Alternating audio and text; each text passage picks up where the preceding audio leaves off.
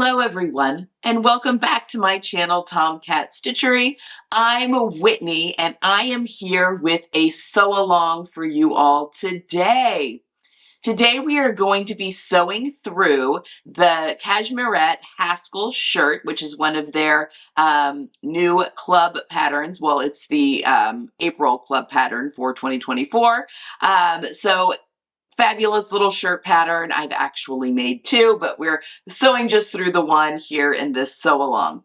So first I want to go over some supplies and fabric and notions and stuff that you're going to want to have gathered up before we delve into the actual sewing of the Haskell shirt. I will be sewing the entire thing on my Bernina 790 Pro. This is a loaner machine to me from the University of Sewing, so I appreciate them loaning me this beautiful and wonderful machine for my educational videos. It's very helpful to be able to show these on a home machine. Now, this machine does feature a dual feed option, which means it is it's an option that I can engage that feeds fabric through evenly at the top and the bottom. However, you don't have to have this to get a really good finish on your project. A walking foot, any generic walking foot that fits on your machine will do the job as well. All right, let's talk about some of the fabric and notions that we're going to need for our Haskell shirts. So the pattern recommends that we stick with lighter weight fabrics. This is a shirt pattern, and you don't want anything too thick, really.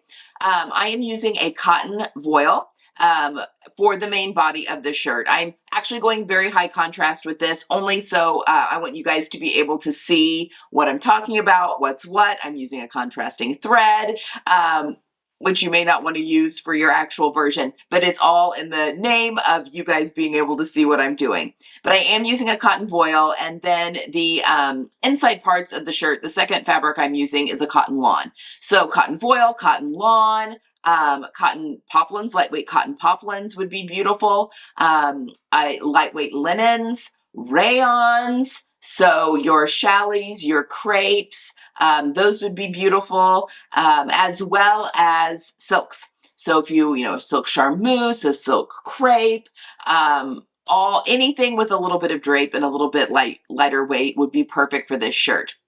I also think some of the more designer quilting cottons could be really fun for this one. Because this pattern is a dolman sleeve or a grown-on sleeve there, it's a great canvas for some fun novelty prints. So finding and using some of those fun quilting cottons that are a little bit thinner, again, you don't want anything too thick, but using something a little bit thinner, it can be a lot of fun to play around with some novelty prints as well. This pattern does feature two breast pockets.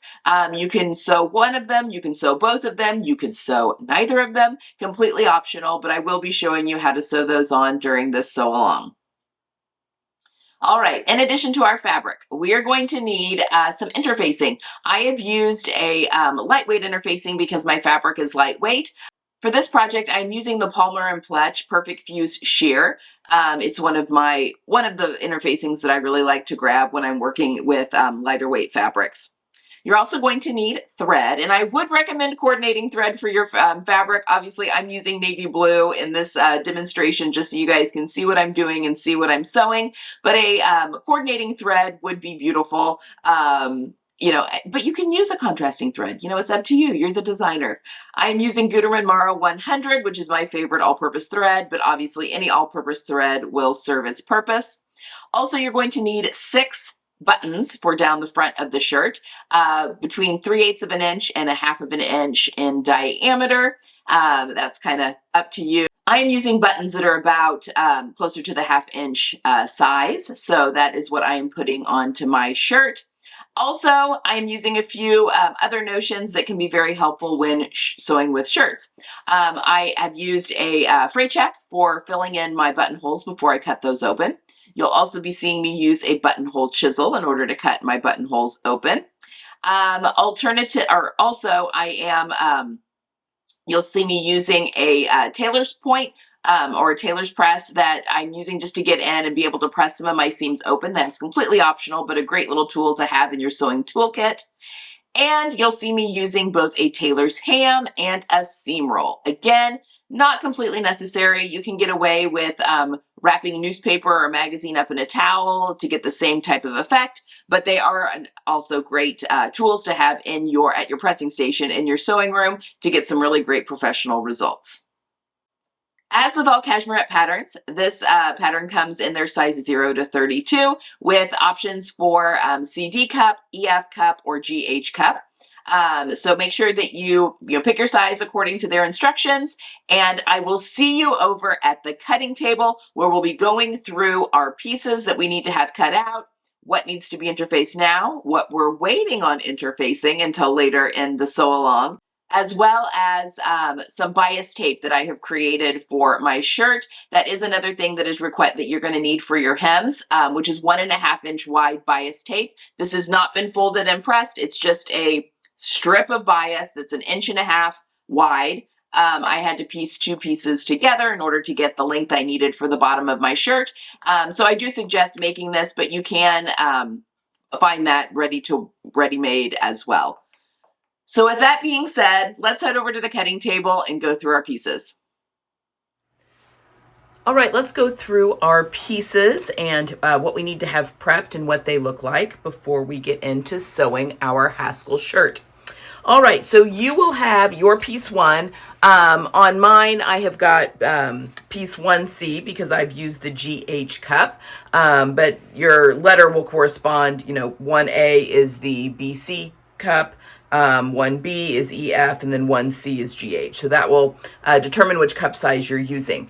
Now, I want to note that the dart on this actually gets cut out, okay? We don't see this a lot on patterns. So make sure that your dart you're actually cutting along those lines for your dart.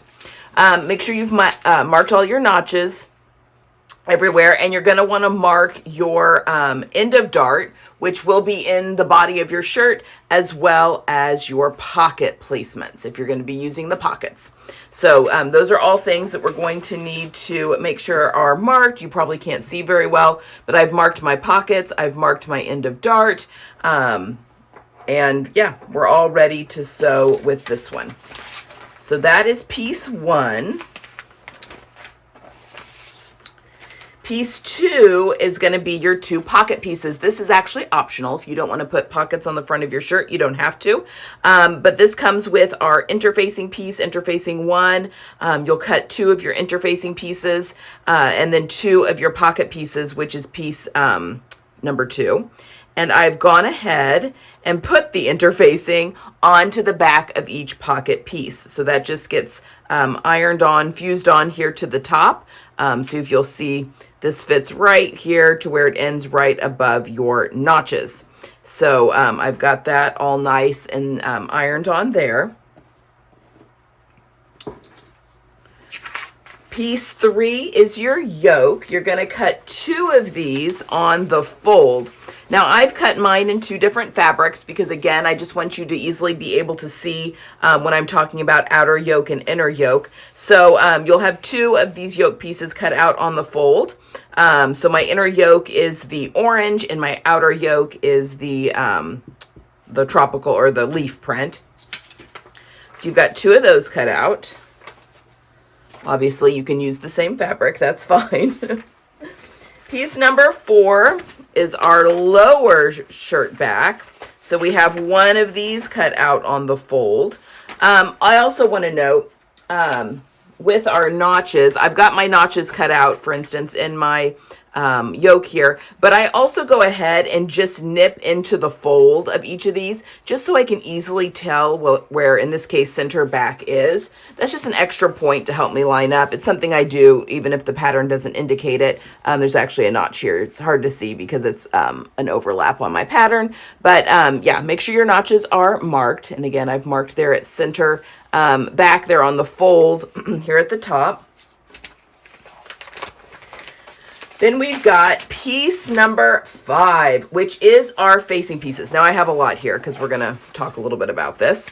So our interfacing pieces, or our front facing pieces, I've also cut this out on the orange, again, so you can just easily see what I'm talking about when we get to the sewing part. This piece 5 is having you cut out 2 facings out of your fabric and then 2 out of your interfacing. typically, we would go ahead and fuse the interfacing to the back of our facings. And that's absolutely fine. That's a way that we can do that. I'm going to be showing you a different way. If you have gone ahead and fused your interfacing to the back of your facing, when we get to the point, and I will point it out when we get there, but you'll just be finishing off this outside edge, whether that's with a serger or a zigzag stitch, okay? But I'm going to show you a little different way of finishing off the facing, which is the way that's in the pattern. And for that method, we actually need our interfacing pieces and our facings separate. We're not fusing those together yet. I'm going to show you a trick to do a really clean finish along this outside edge. Okay, so 2 facings, 2 mirror images of interfacing, but don't fuse those together yet.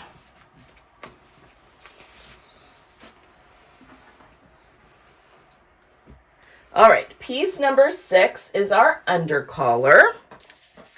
And this one we've got cut out of our main fabric. I've cut this out of the tropical, and you want to fuse interfacing onto the back of that. So you'll cut this piece out, one in fabric, one in interfacing, and go ahead and interface the back of that per normal, per your interfacing instructions.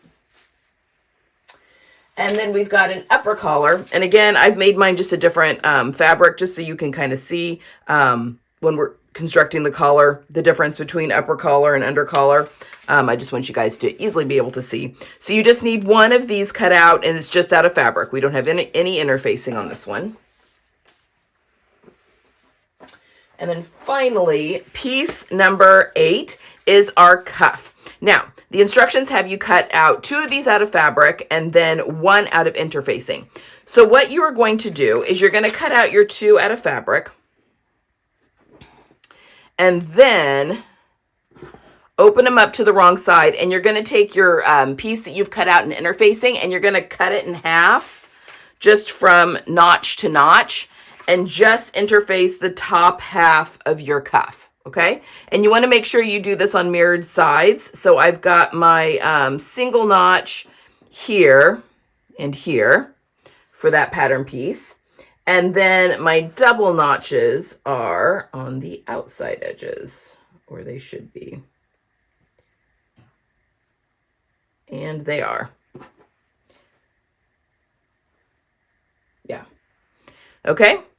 So there we've got our mirrored images. We've got the interfacing here on the top of the pieces. These are pretty mirrored from top to bottom. So, you just kind of want to pick. Just make sure you've got mirrored images so we can easily set this cuff into the sleeve opening when we get to that point. So that's what you're going to do. You cut out one of the interfacing. It gets cut in half lengthwise and then fused to the top of the cuff pieces on the wrong side. And you just want to make sure you're using mirror images there. Okay. Just like if you were doing a sleeve. All right, and then finally, you are going to need for the hem a piece of bias that you have cut 1.5 inches wide. So this is 1.5 inches wide when this section is unfolded. You may have to piece a couple strips of bias together like I have here, but you do want it nice and long, plenty long to go the whole hem of your shirt. And then on one of the long edges, it doesn't matter which one, you're going to fold that to the wrong side 1/4 inch. So I've gone ahead and done that, as you can see. So my 1.5 inch wide piece of bias, I've folded over to the wrong side that 1/4 inch. So that'll be ready for the hem when we get to it. And that are all the pieces that we need for our Haskell. So let's go over to the sewing machine and start sewing this up.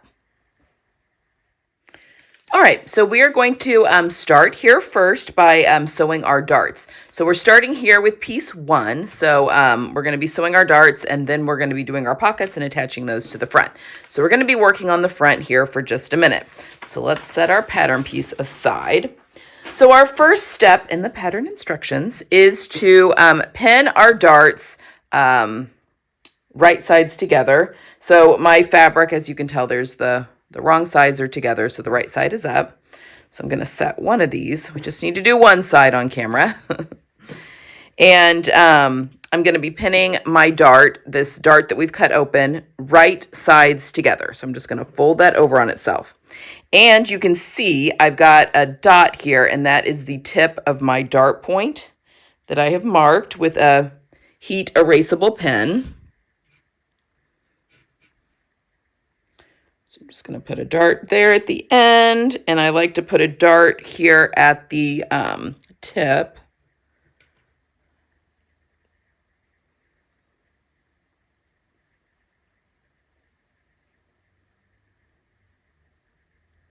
And I know this is a little different than the darts we're used to seeing, but we will do this together. It will be fine. All right, so I've got my pins into my dart. So let's go over to the machine and sew this together. All right, so here we are at the sewing machine. I've got, again, a Microtex needle end. This is a size 12 Microtex needle. I've got just my regular foot on. I do have this machine that I'm using has dual feed, and so I do have that engaged. I just kind of automatically do that. So this is the foot that I need for that.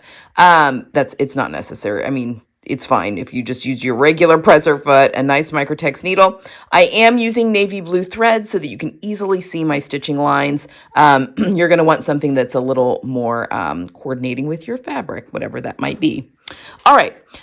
So I have taken my top thread and I have taken I've pulled it out really far, and you're going to see why here in a second. But we're going to take our dart, and here is our side seam here, our raw edge, and our seam allowances are 1/2 inch. So I'm just going to line up my machine here with the 1/2 inch seam allowance. Okay, so we're sewing at a 1/2 inch seam allowance, but then we're going to get down here to where it's just folded and to our point. So I'm just going to kind of tack my thread in place here, and I'm hanging on to that top thread just a couple stitches. Okay, so once I've got that done, oops, and I didn't mean for that to be under the presser foot. Let me just pull my thread out here. There we go. Okay, so lower that. All right, so now I'm going to take my thread and I'm going to pull it tight until it gets to this point. And this is going to be my sewing line, okay? So I'm just pulling it from this point all the way down to my dart point. And now I can just follow that line all the way down. I am using a 2.5 millimeter stitch length,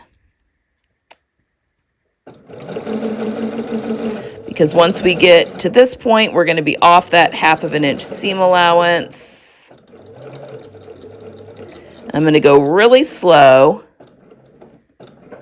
until I get right on the fold of the fabric. And then I'm going to pick it up, raise my presser foot, turn it back going the other way, and I'm just going to sew back into that dart bulk, kind of right along that fold line.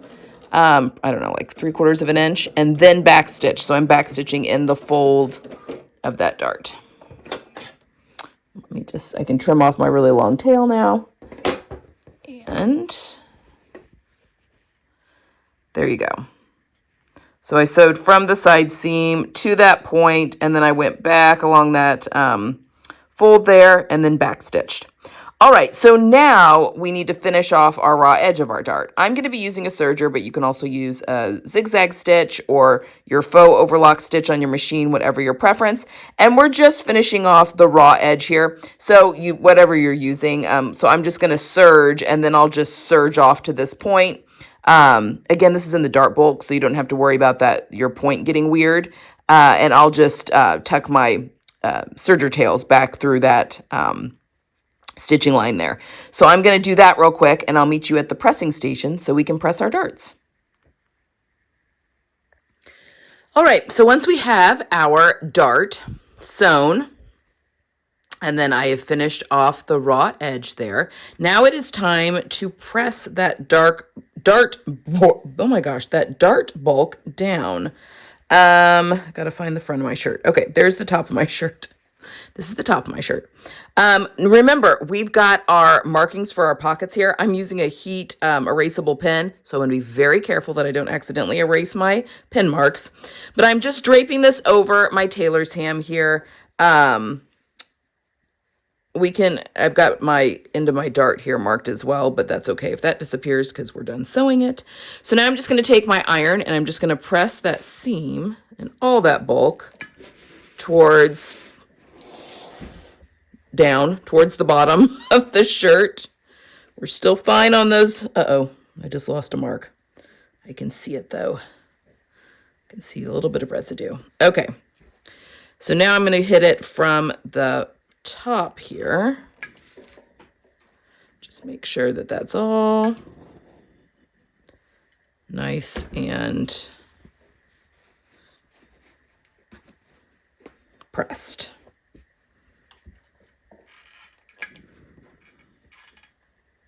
Okay, so I am going to go remark my pocket. I can barely see my pocket mark there, so I am going to remark that so I can find it. But there we go. We've got our dart all nice and pressed. So now we're ready to put our pocket on. So press both of your darts, and then I'll meet you back over at the machine, and we'll get our pockets pinned on. Well, we'll get our pockets prepped and then pinned on. See you there.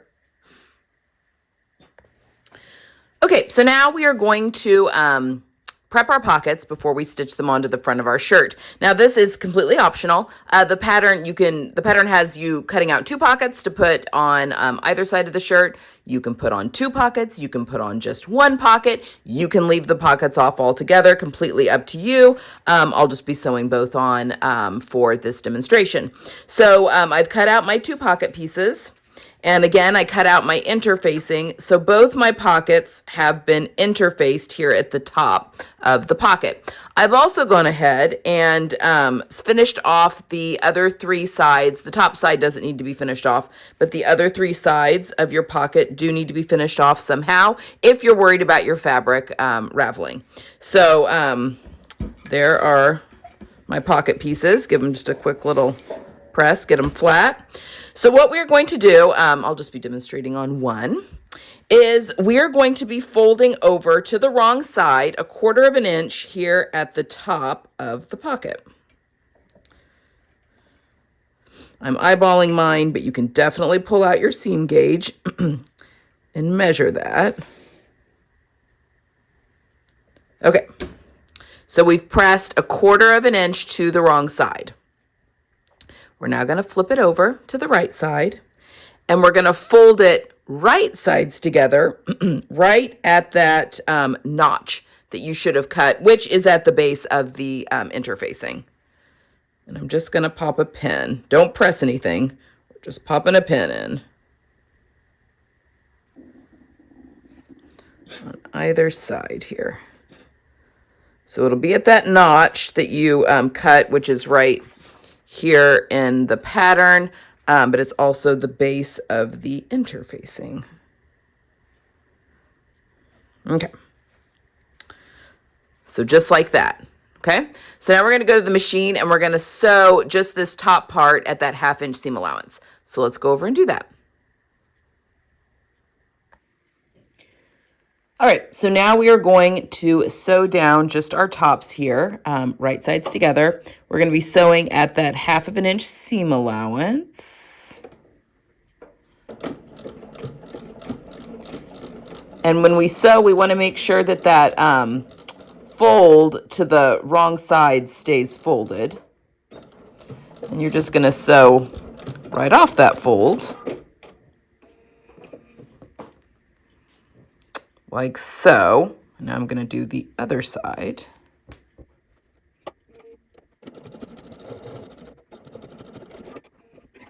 All right, we can trim our threads here. Now it is time to go back over to the pressing station. We're going to clip our corners here, turn this right sides out, and give everything a good press before we move on. See you there. All right, so the first thing we're going to do is we're just going to clip our bulk here in our corners. So I'm just going to cut that at a diagonal. You want to make sure you don't accidentally cut your stitching.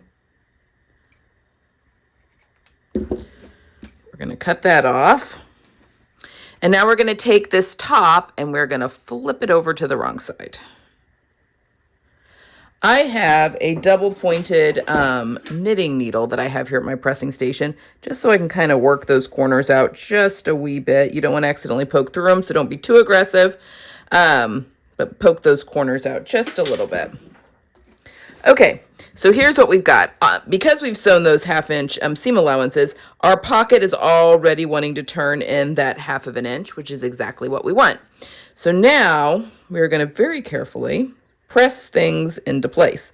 So I start with one side of my pocket, and we're going to want to press that at a 1/2 inch.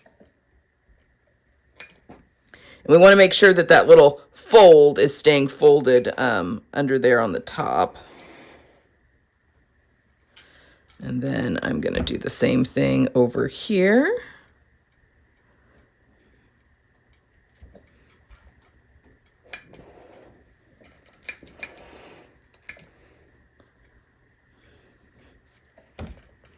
And then we're going to fold our bottom up that 1/2 inch and give it a good press.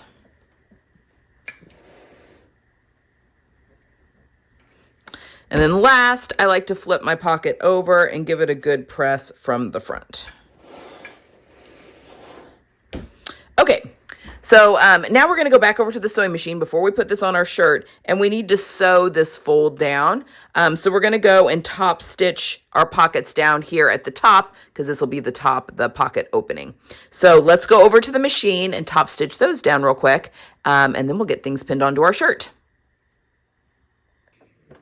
All right, so we're going to be sewing the top of the pocket down, so we want to make sure we catch that fold on the back side. So I'm stitching this from the top. If you are just really nervous about it, you can flip it over, and actually we'll just do it this way. And we can sew it from the back side, just so you make sure that you're catching that folded edge. But we want to sew just, I don't know, a 1/16 of an inch away from that fold, all the way across the top of the pocket.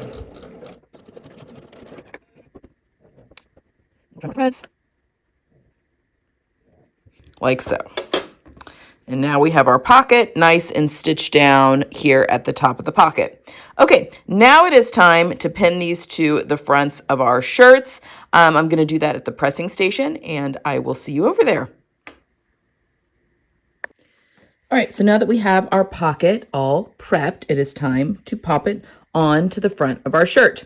Now I've got my front here laying, it's not going to lay flat. You know, if I've got a large bust, this is the largest bust front piece for my size, and it's just not going to lie flat. So I'm going to show you how we're going to do this and keep it not wonky once it's on the front of the shirt. As you can see, like, we've got a lot going on here. All right, so I do have my two top notches here for my pocket, indicating the top of my pocket. So I am just going to line those up, the top of my pocket, each corner of my pocket with those. And I'm going to pop a pin in the farthest one. I want to make sure I'm going through my fabric in the pocket, but not into my pressing area. Okay, now I also am wanting to make sure that I'm pretty, here's the edge of my pocket, that I'm pretty perpendicular with the front edge of my shirt, because this is a straight line when that facing and stuff gets attached. So now I'm going to pop a pin in this opposite corner, and then also in this top corner. All right, now we got to deal with this bottom corner here. What I'm doing is I'm taking my hand and I'm just kind of smoothing it into that curve that's there. And then I will pop a pin in that one. And that's really all I need, is just those 4 pins.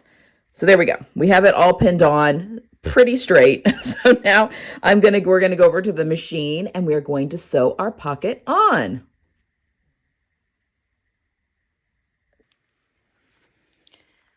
Okay, now it's time to sew our pocket on. So here's the top of our pocket. I actually start with this upside down, and I'll show you why. I like to put a little bit of a reinforcement stitch here at the corner.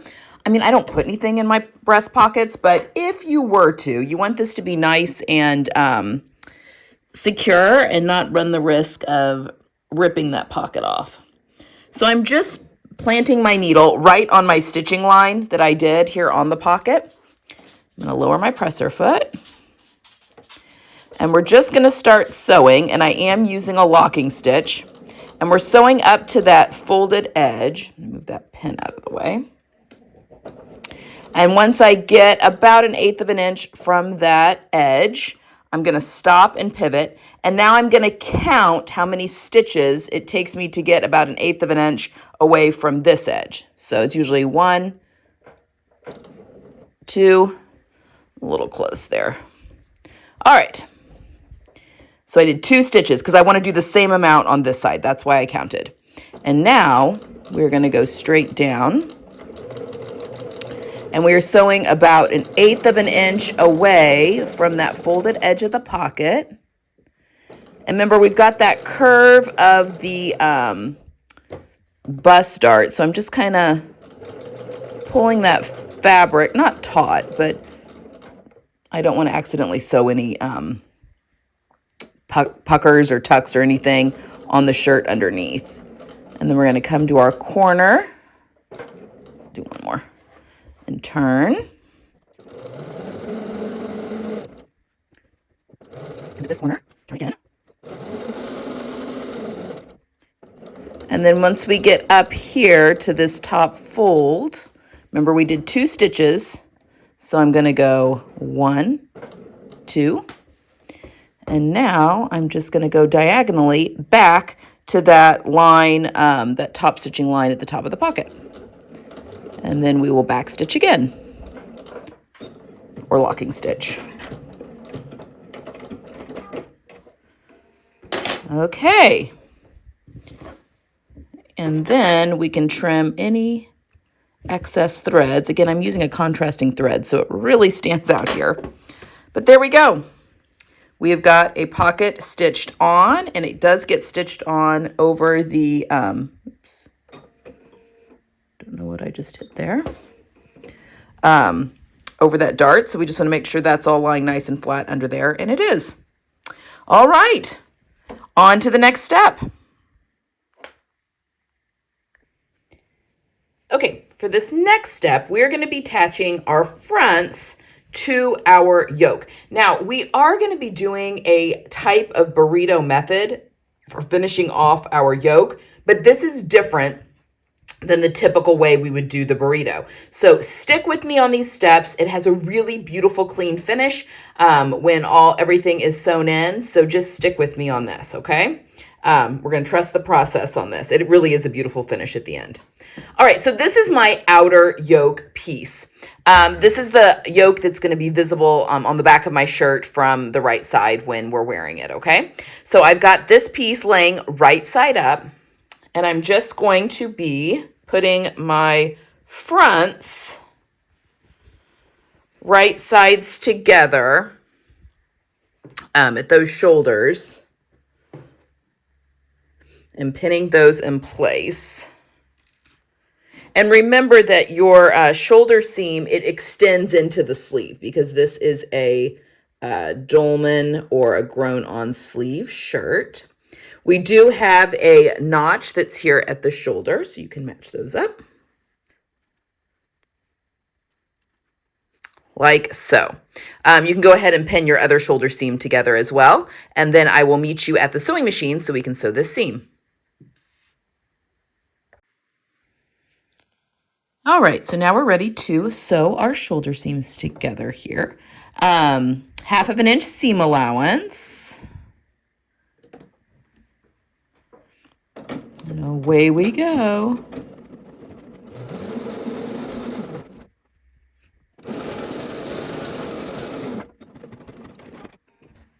All right, so we have, you'll do it on both sides. I've already done my other side here. We are going to be pressing our seam allowances towards the yoke. So away from the front, towards the yoke, and we are not finishing the seam allowance. This actually gets finished off cleanly once we get the other yoke piece put on the way the burrito method and stuff works. So we do not need to finish this this shoulder seam allowance. So just go over to your pressing table, press the seam allowance towards the back, and I will meet you back here for the next step. All right, so we've got our shirt here. I'm going to put it sideways so you can see just a little bit better what we're dealing with here.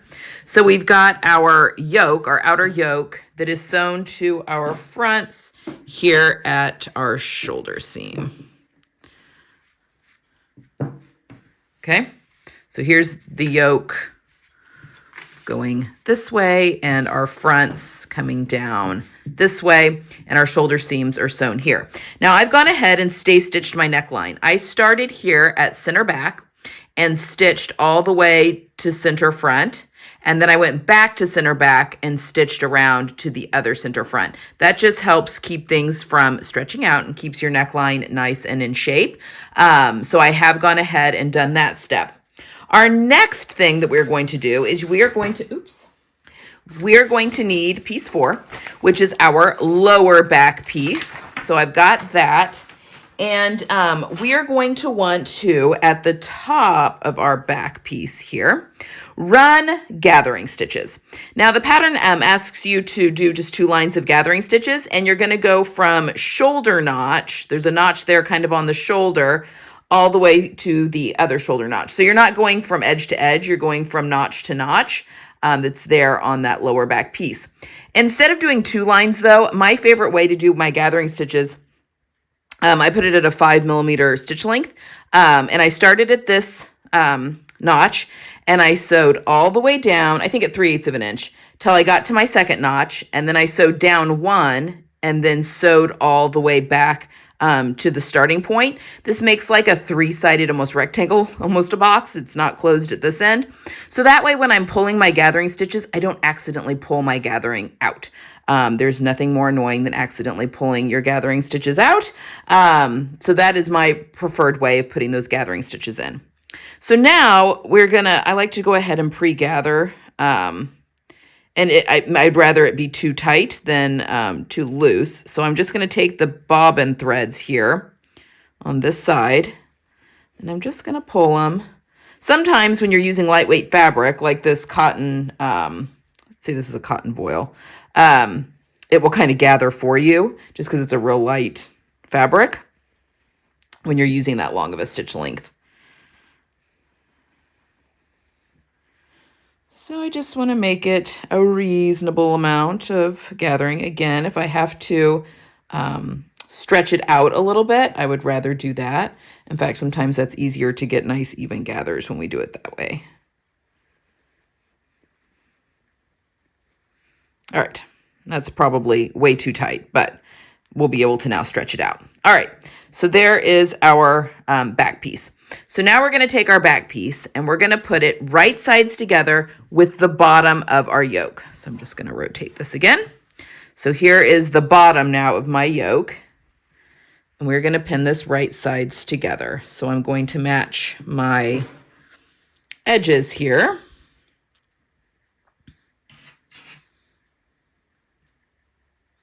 I also think I called this a shoulder notch. It is not a shoulder notch. It's the notch for the back yoke. Okay, and I'm matching my notches. So this will be 1-to-1 from the edge to the first set of notches. Then I'm going to go over here. Match our edge. Here, this notch. And then remember when I said that I like to cut center back on all of my or center front. There's that notch for that, and I'm going to match it up with the notch that I made center back for that yoke as well. Okay, and as you can see, I've gathered that way too much, which I was anticipating. So I'm going to start on this side because my tails are over on this side. So we are just going to loosen those gathers a little bit.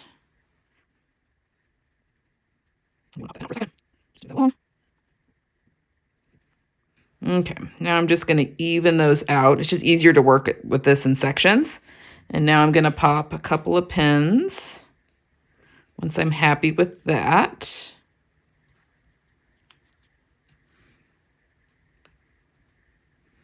Like so. And now we'll do this little section.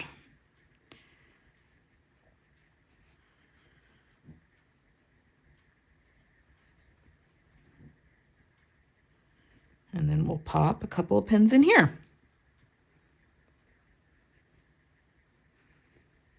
Okay. All right. Now we're leaving our basting stitches in for right now, but now we're going to go to the sewing machine and we're going to sew our lower back to the bottom of our outer yoke. So let's go to the machine and do that now. All right, so now we're ready to sew that seam. I've got my gathered portion, so the lower back against the feed dogs. That's gonna help us kind of keep those gathers because the feed dogs will be working against those. Got a long tail there, it's fine.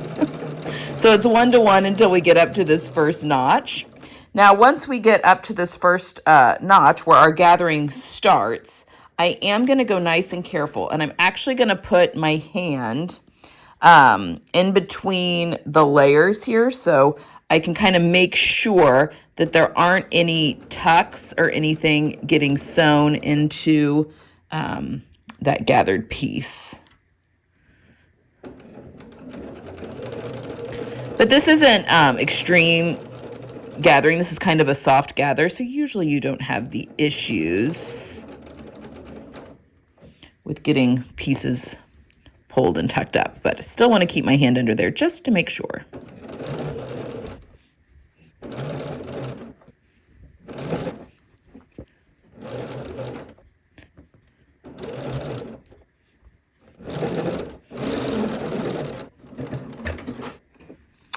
All right, so now we're going to check our gathered side, make sure we don't have any weird puckers and everything looks good there. So now what we can do, and this makes this really easy when we do that 3 kind of sided box, is I'm going to come over here to that, my basting stitches, to that area where I stitched 1 down. And I'm just going to, having a seam ripper handy would be nice, but there we go. Grab that and clip it. Then I can just pull my threads out.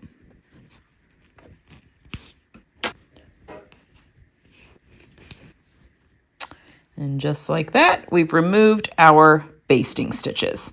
Okay, do not press this seam, okay?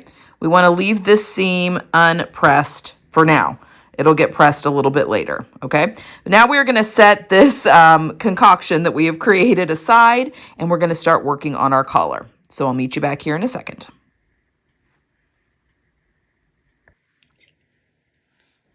All right, so we have set aside our shirt that we've worked on thus far. And now we are going to be working on our collar for a minute before we get this attached. So we have 2 pieces for our collar. We have piece 6, which is our under collar, and piece 7, which is our upper collar. Piece 6 is the under collar, and I've used the same outer fabric for that one, even though it's going to be the under collar. And I've gone ahead and applied interfacing. Now, these are 2 different pattern pieces because our under collar is a little smaller than our upper collar. And that just helps things pull towards the back. And when we press it, you'll see why that is. And then piece 7, which is our upper collar, is not interfaced. So what we're going to do is we're going to put these pieces right sides together. And again, your under collar is going to be a little bit smaller. And we are pinning it because we're going to be sewing up across the straighter edge and then back down again. So this curved edge is not going to be sewn at this time, okay? That's what gets attached to the shirt. So I'm just going to line up my raw edges here at the bottom and pop a pin there. And then I'm going to pop a pin and match up my edges here. And as you'll see, that undercollar is just a little bit smaller, and that's okay. And then we're going to come over here and again, pop a pin.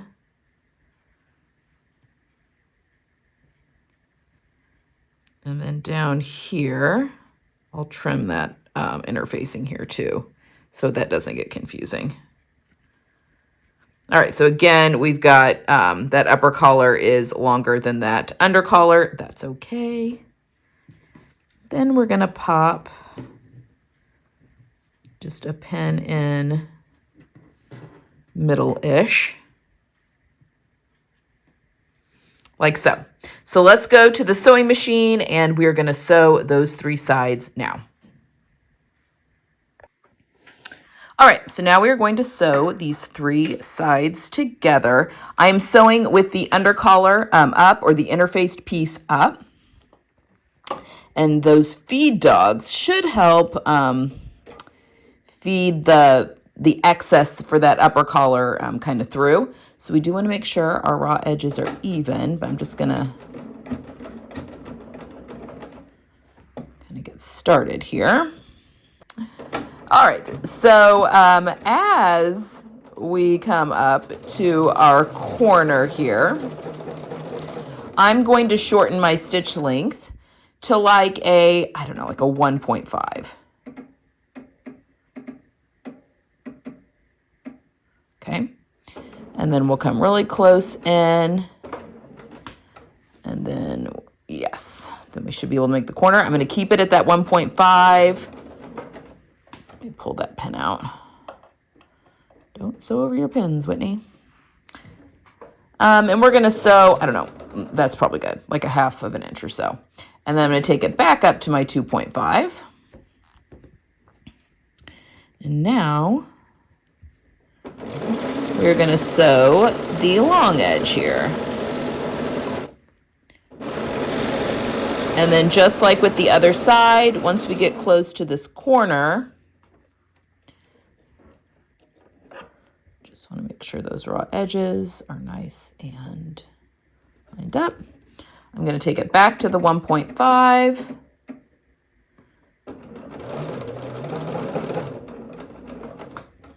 And then do my pivot point. Very nice. Do like another 1/2 inch at that 1.5. Then take it back up to 2.5. That's just going to reinforce that corner so we don't accidentally pop through it when we are turning things right side out.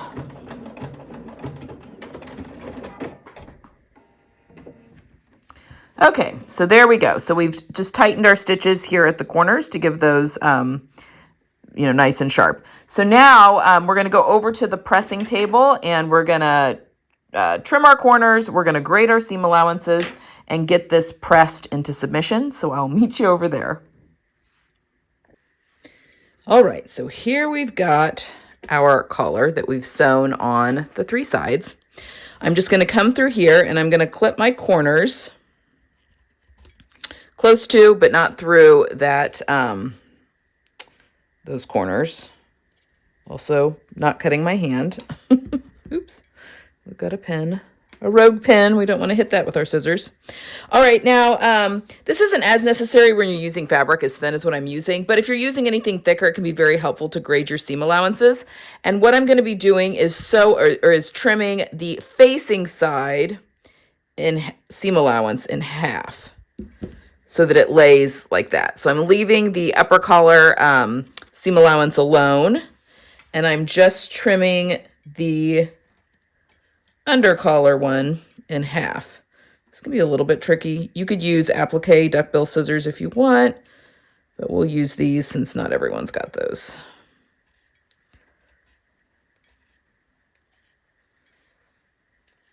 The reason for doing this is it just reduces some of the bulk that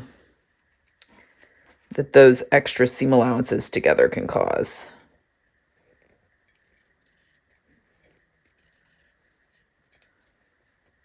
And then down this side. Okay, the next step is to turn this right side out and then give it a good press before we top stitch things. I like to press these seam allowances open, which really is only possible if you have a tailor's point, which looks like this. It's not necessary. If you don't have something like this, that's fine. You can still turn your collar right side out and it'll be fine. I just think that it presses so much easier. So if you're looking to add a couple of helpful tools to your sewing room, might I suggest this? Now, a lot of times the collar piece will go all the way over this, but that's not, this one's a little bit shorter. But that's okay. We're just pressing things open, and I'm putting the point of that tailor's point into the point of my collar. So I'll do about half, like so, then we'll switch it.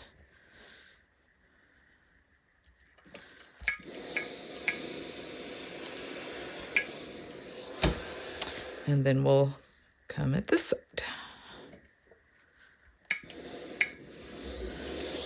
Just like that.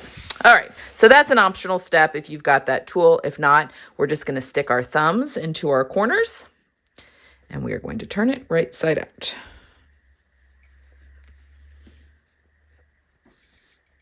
Now, let's take a minute. I'm gonna use this double pointed knitting needle just to kind of work those corners out. Don't want to accidentally poke through that. I do want to work out those corners a little bit, like so.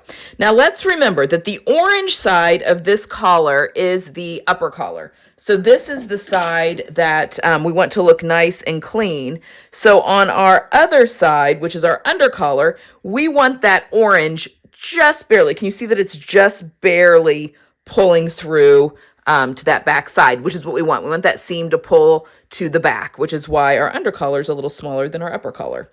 So to help this, when I'm pressing this, I'm just going to pop a couple pins here on the edge that gets attached to the neckline. So it's this neck edge that is open.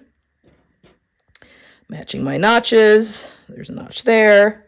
There's a notch here at the center.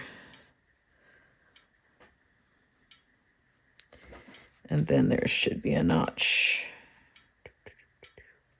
there. So I'm just matching up my raw edges here at the bottom, basically. And if you want to pop a couple more in, I'm using glass-headed pins as well.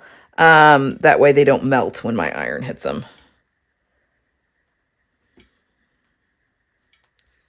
Okay. So now we can take our iron, and I'm pressing. I'm not ironing. I am literally lifting up, pressing, and applying steam. And everything should lie nice and flat. And if we flip this over, you can just barely see where that orange rolls to the back. See that? Which is what we want. That orange has rolled to the back on all three of those sides, which is exactly what we want. Okay, now we're going to go back to the sewing machine and we're going to top stitch at 1/4 of an inch around the 3 sides that we sewed. And then I'm going to go ahead and just baste this opening closed at 1/4 of an inch, just so it all stays together when we are attaching this to the shirt. So let's go back to the machine and do that. All right, so I'm going to top stitch with my upper collar up, which is the orange side here. And again, we are sewing at 1/4 of an inch seam allowance. So I'm just going to start here at the raw edge. I'm actually going to grab my tail here so it doesn't get all wonky.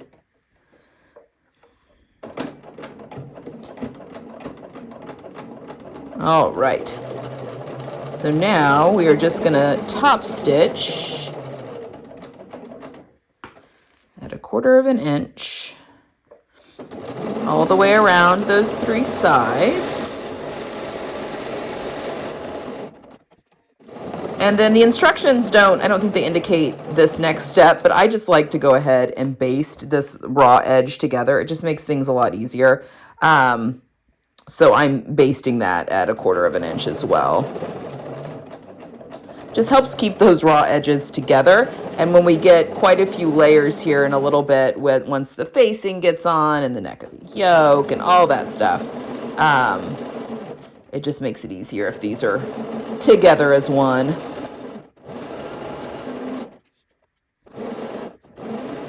All right.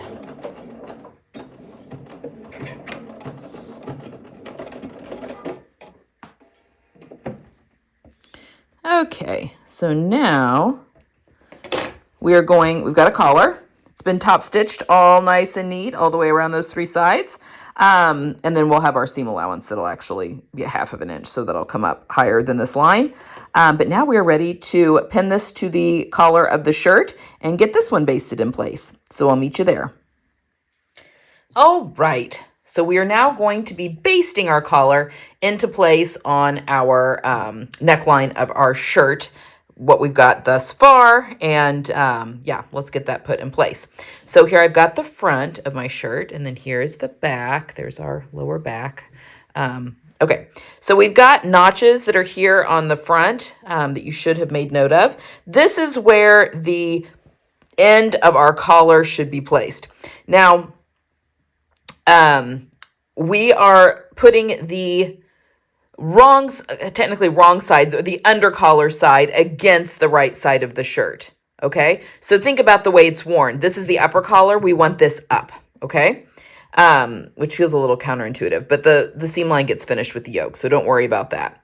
All right, so we've got our notch here. We're going to line up the raw or the finished edge of that collar to that spot. Pop a pin in there. Okay, now we're just gonna carefully go around the horn here. We've got a notch here at the bottom of the collar that should match the notch here in this neckline. Keep in mind that we pressed those seam allowance of that yoke towards the back. So we want to make sure, that seam allowance towards the yoke, which is towards the back. So we want to make sure that that seam allowance stays like that. This will be important when we go to finish things off. So, yeah, make sure that that is going towards the yoke or towards the back. And then I've got center back here somewhere. Oh, I did not mark center back. I can see a fold there though. Okay, center back.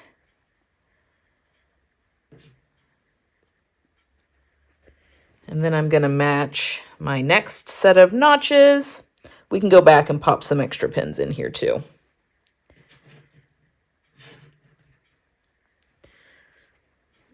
The fabric's kind of sticking to itself. You want to make sure you don't pin anything extra up in there. And then finally, we've got our notch over here that our finished edge should line up with. On this side.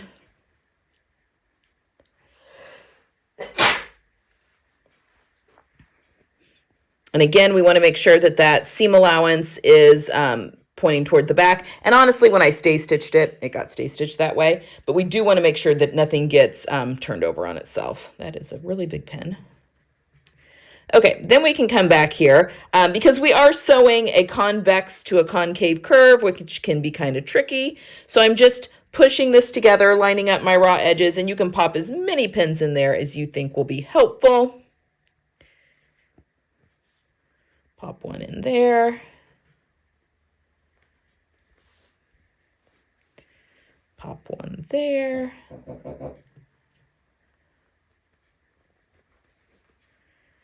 And then maybe pop one in there. Okay, so now we are going to go over to the sewing machine, and we are going to sew this in at 3/8 of an inch. And I'm going to sew with the shirt side up and the collar side down. Because as you can see, I've got more collar, just the way the convex and concave curves work. Our sewing line matches, but our seam allowance lines don't. So if that makes sense, just because of the curve. So we're going to go over to the sewing machine and base this in place at 3/8 of an inch seam allowance. So let's head that way. All right, so I'm going to be sewing with my collar against the feed dogs. When I did my stitching, my stay stitching line, I did that at 3/8 of an inch. So this basically just going to be sewing along that previous stay stitch line that I made. So we are just going to start here at one side.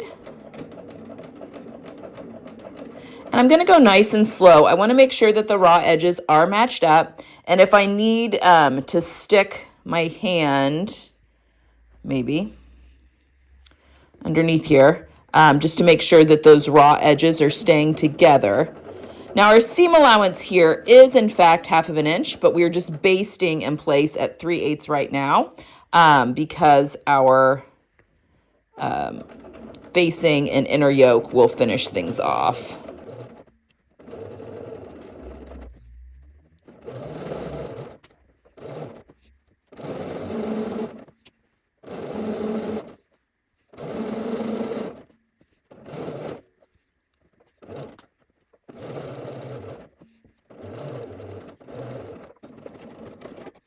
Okay, so now we have our collar basted on to the neck edge of the shirt. And again, it's the wrong side of the collar, which is the under collar, against the right side of the shirt.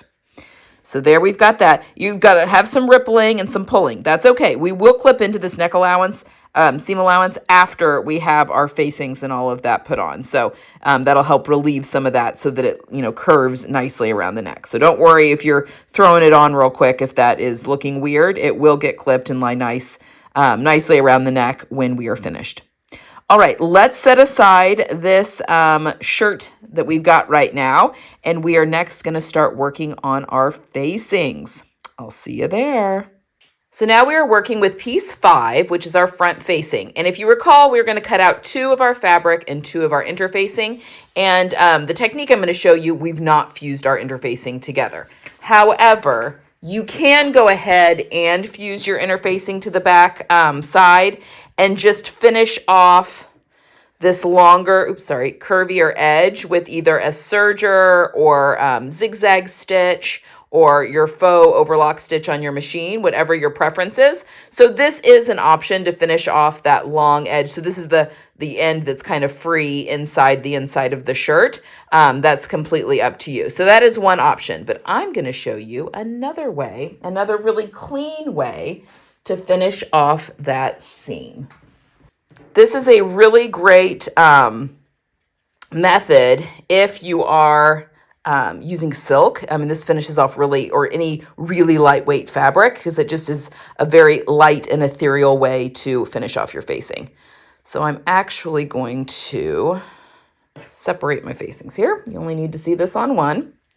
So here we've got our facing that's not been attached to any interfacing, and we need to finish off this longer, curvier side of the facing that is free there in the inside of the shirt. So what we are going to do is we are going to put our interfacing right sides together with our facing. Now, the right side of the interfacing is the non-sticky side, okay? So this is the right side of my facing, and I've got the non-sticky side facing down. So the glue side of the interfacing is facing me right now. And we're just going to pin along this curvy edge.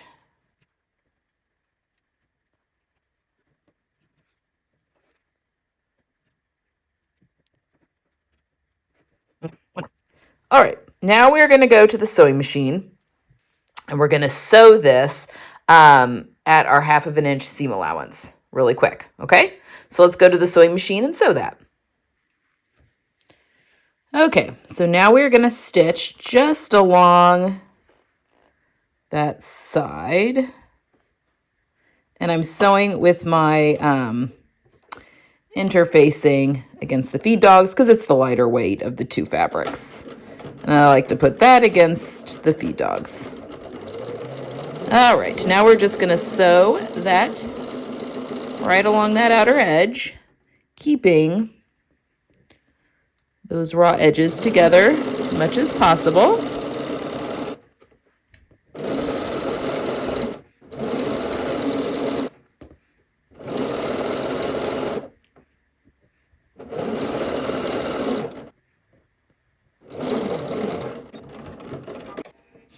Oops.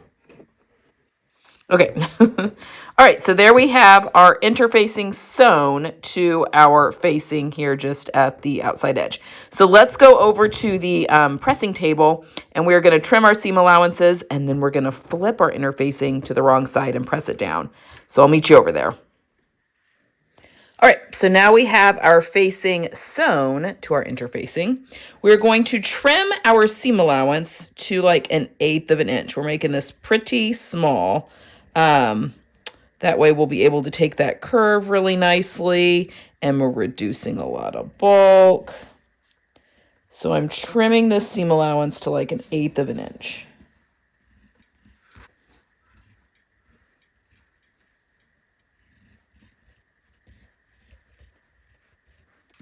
All right, now once we have done that, trimmed that really small, we are going to take our interfacing and we're going to flip it around, and we're going to now press our interfacing to the wrong side of the facing. So this should be, the glue side should be down now against the wrong side of the facing.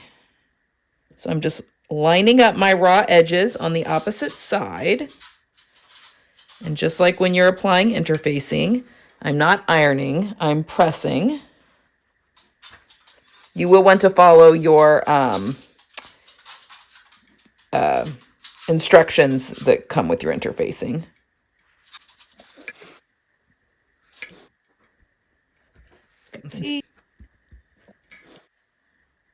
Now I'm going to, it's getting a little wonky here because there's that curve that's there. So as I start to get up here, I'm going to just kind of focus on the straight edge here and not press this down quite yet because I want to kind of finger press that open a little. But if we can get these raw edges to match, then back. After I kind of pulled those out with my finger a little bit and hit those edges. All right. So now on the right side, we have this really clean finish along that edge. And there's not a lot of bulk. There's not, we've trimmed that seam allowance really scant. So it's just a really clean and smooth finish. So do that with both your facings, and then I'll meet you back over at the sewing table where we're going to pin our facings to our inner yoke. I'll see you there. Okay, now that we have our facings all finished off, however you decided to do that, I did that nice clean finish with my inner facing. We're needing to grab our second yoke piece. That's piece 3. This is our inner yoke. So again, I'm using orange just to make it really easy to tell. Inner from outer yoke. And when we go to do the burrito method, when we're attaching all this, you'll see why that's important. Okay, so I'm going to open up this yoke piece, right side up. And I am going to pin my facings right side together at the shoulder seam here. So this shoulder seam it'll come like right before the notch that's there in that shoulder seam. It kind of depends on the finish that you've done on the outside edge of your facing. It doesn't really matter. But we're just going to pin that in place. Again, that's a very large pin. Yeah, so mine's probably 3/8 of an inch away from that notch. Okay, and then we'll pin the other one in, right sides together. All right. Now we are going to go over to the sewing machine, and we are going to sew this seam at 1/2 of an inch, which is our seam allowance. And we're going to sew just a little bit off where we've off of our facing, and you'll see why when we get to that point, because we're actually going to be clipping into the seam allowance right there at the edge of that facing. So let's go to the sewing machine and let's sew our shoulder seams. Okay, so we're gonna sew with our facings up. I like to have my interfaced pieces up. And the yoke against the feed dogs. And again, we're gonna start sewing just right before we hit that facing. Because we're gonna be clipping into that seam allowance, and I just wanna make sure that it's nice and steady. And we will be sewing the rest of this this shoulder seam eventually, so that it'll get covered up. So we're just sewing a 1/2 inch. Just like so. So I've gone off of that onto the yoke just a little bit. So now I'm going to do that with the second shoulder seam here as well, but I'm going to meet you over at the pressing station because we're going to clip into the seam allowance and then press our seam allowances towards, or this portion of the seam allowance towards the yoke. So I will meet you at the pressing station. Okay, so once our shoulder seams are sewn here at the shoulder seam, once our facings and yoke are together here at the shoulder seam, we're actually going to clip into the seam allowance, and we're going to clip right next to where this facing stopped. So let me turn this just a little bit. So I'm going to be clipping right next to the facing. So I'm not clipping the facing, I'm only clipping the yoke. But I'm going to clip to, but not through that stitching line there. I just clipped through it. Darn it. Okay, well, I'll go snug that back up. And then the same over here. I'm clipping to, but not through. Let's clip that thread. That stitching line there. Okay. And then we are going to be pressing, if we open this up, pressing our seam allowances towards the yoke. So the rest of the seam allowance will be going up on the yoke, but we are going to press this portion towards the yoke on both sides. Okay? Oops, fogged the camera, sorry.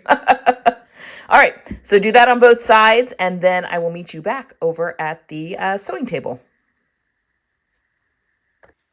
Okay, so now we have our shirt kind of long and flat here. With our collar should be up like this. Get that lying flat. It's not wanting to lay really flat right now. And again, we will trim and we will cut into that here in just a minute, actually. Okay. So we've got our front here, our backs over here to the left. And now we have our yoke, our inner yoke and facing combination that's all sewn together. So now, right sides together, we are going to pin our yoke and or inner yoke and facing combo here to the front of our shirt. So I'm just going to, this is the center front here, so I'm just going to start popping some pins in.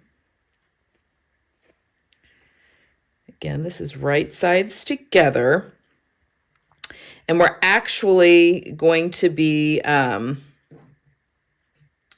sewing a little bit of at the bottom here to start creating that hem, which is a little different than what you may be used to.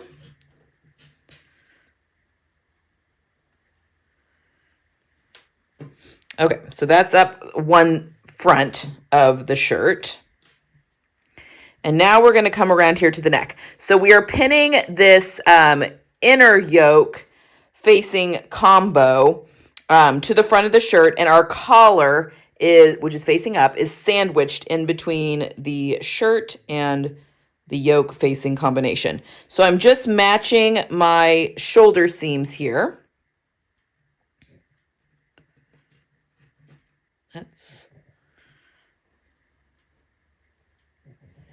And then we can just start matching those notches that we had when we were putting our collar in. So I'm just going to sew this or pin this all the way around here. And this inner yoke facing combo can be a little tricky, only because these facings are kind of whipping around.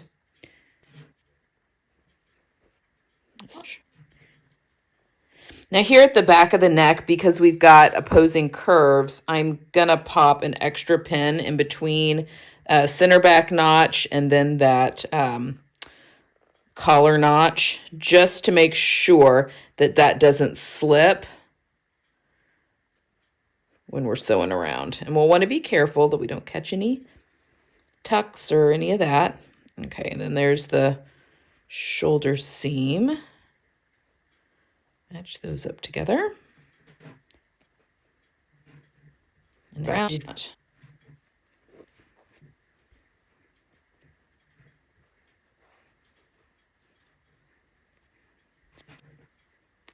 Okay, so when we sew this, we're actually going to start at the hem at our 1/2 inch, sew to the corner, sew all the way up one front, pivot at this corner, sew all the way around the neck, pivot at this corner, sew all the way down the other side, pivot at the bottom, and then sew to the end of the facing. Okay, we're going to do that in one continuous seam. So let's go to the sewing machine and do that. Okay, so I'm sewing with the facing up because I want the interface side up. And it's going to help when we get around the neckline that we're keeping things stable, because the stuff underneath has already been stay stitched and basted in place. So we're just going to start right off the edge of the facing, because this will get finished off with bias tape for our hem at the end. Okay, so at 1/2 inch, sew to the first corner. Just want to make sure that those raw edges are lined up. And again, because our side seams aren't done up yet, our shirt is a little, loosey-goosey. So you just want to make sure that nothing's under the needle that you don't want to be under the needle.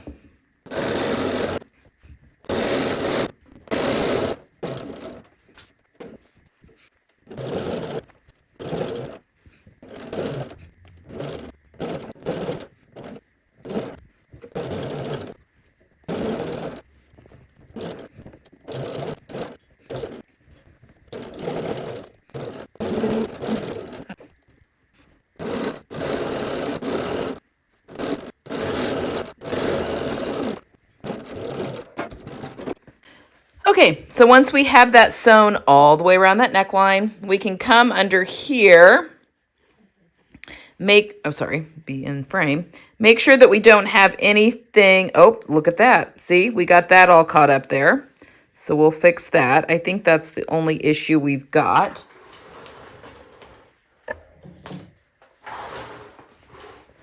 So I'm just going to unpick, and you can see our stay stitching line and our basting line up above there. So I'm just going to unpick this little section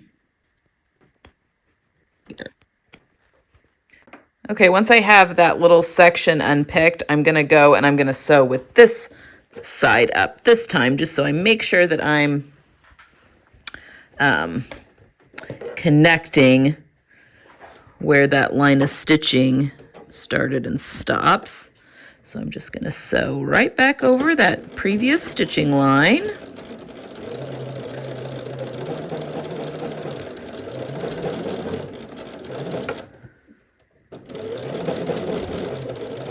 Then overlap that part, and then lock it.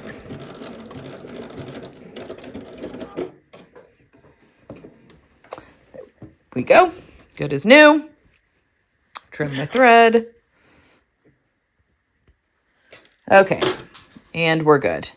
Okay, so let's go over to the pressing station now. We're going to clip our corners, cut into our neckline, and get everything pressed and lying nicely. So I'll see you over there. All right, so the next step is to do just a little trimming, and then we're going to turn everything right side out and just give it a good press. We'll be turning things inside out and right side out a little bit more, but we want to give it some good muscle memory. So I'm just first going to go to all of my corners, and I'm going to clip close to that corner there. There should be 2 corners on each front.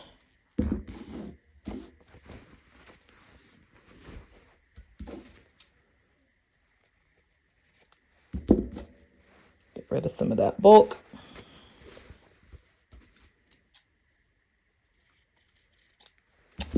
Okay, and then, like I mentioned, we want to clip into this neck edge. I'm going to start on one side, and I'm clipping 2, but not through that stitching line, being very careful this time. And I'm clipping about every 1/2 inch or so. This is a pretty curvy neckline, and I want it to lie all nice and neat. Now, I don't have a ton of layers. Be careful, too, that you're not clipping something you don't mean to clip. Because this is pretty lightweight fabric, lightweight cottons that I'm using.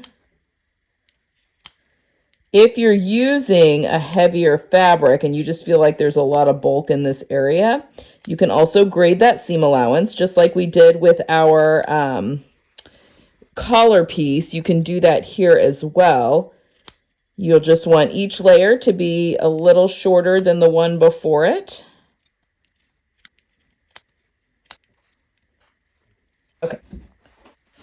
Okay, we are now going to turn our facing to the wrong side. So we're going to be popping out those corners. Again, I'm going to use that double pointed knitting needle. But before we do that, again, you may not have the tailor's press or the tailor's point, but I'm just going to press this hem open. You don't have this tool, it's absolutely fine. You'll just have to kind of press those seams out, finger press those seams out a little bit more, which is fine.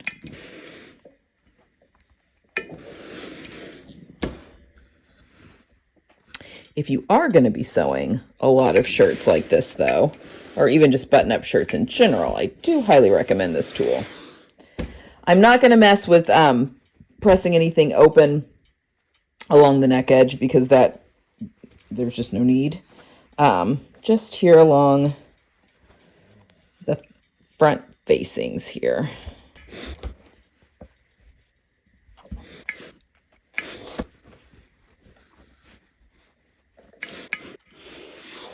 All right.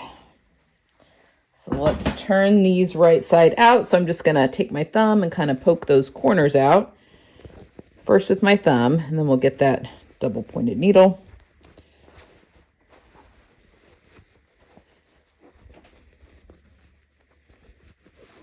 That inside yoke still flapping around. That's okay. It's going to be finished off beautifully here before too long. All right. Just going to take my little double pointed knitting needle and kind of push those corners out gently. Like so. Okay, so now we're going to go around the whole perimeter of this shirt. And we are going to give it a good press. Your hem's going to want to come up. That's okay. We will finish that off at a later step. So don't worry about that now. So as I'm pressing this, here at the bottom, I want that shirt to roll towards my facing. Okay? I want that seam to come in just a little bit. But we want it to roll towards the facing. However,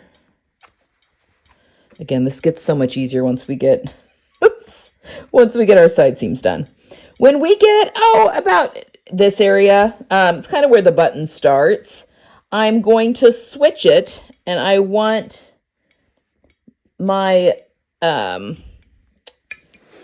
facing to roll towards the other side, because when this shirt is unbuttoned,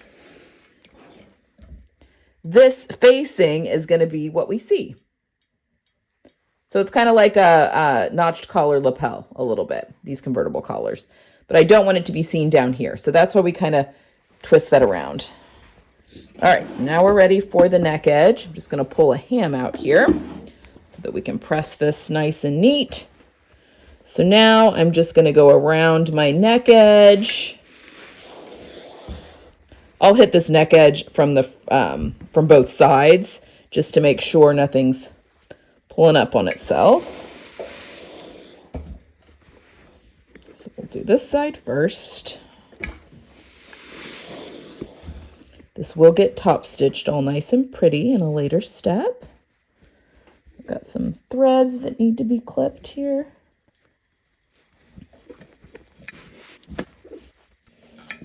Also pressing creases in, or I don't mean to. Okay, I'm just making sure that that is going towards the other side. Okay, before we head down the other side of the front, I just want to flip this over and give it the neck edge a good press from this side too. So see, we've got that little bit of orange that's popping through there. That's fine. We want that.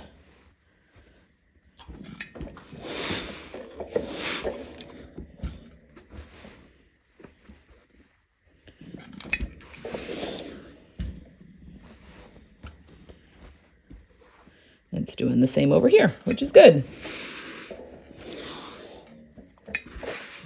Okay. Okay, so now we can finish going down the other side of this shirt.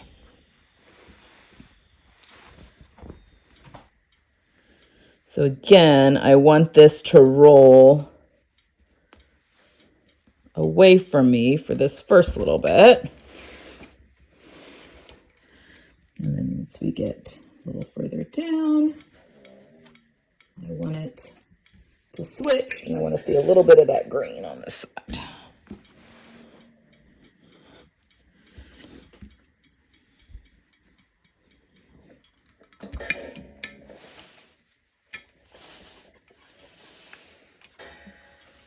Okay. So see how it switches.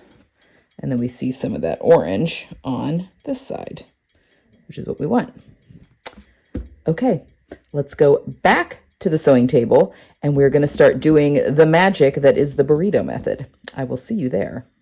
Okay, so I've got my shirt facing wrong side up. As you can see, we've got those facings. I hate when you accidentally iron in creases, but we'll hit that later.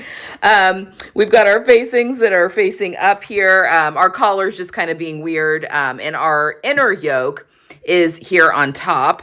Our outer yoke is below it. But none of the rest of this yoke is sewn down. So we are going to do that first before we do what you would traditionally think of as the burrito method. So we are going to take our inner yoke and we're going to fold it down. None of this is lying flat because we have a collar in there, okay? Remember when we clipped into the shoulder seam over here? Oh, I've got so we've got a clip that's in this seam. We're going to, so we've pulled it over, flipped this out, and now I'm matching this with the shoulder seam that we sewed earlier. And I'm going to start at the outside here, put a pin, and then we've got a notch. You can kind of pull some of this out just a little bit more. Yeah, there's the notch.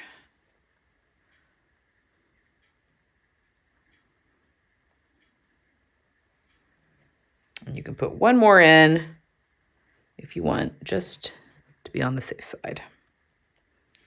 Okay, and we're going to sew with this side up so that we're sewing on that previous stitching line, but we're going to start at where we clipped into that and sew all the way to the end.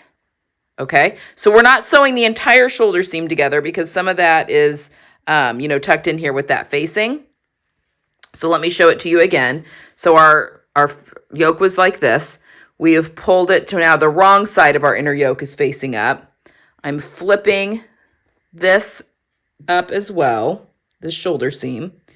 And now we're going to pin that to the shoulder seam of the front and the outer yoke.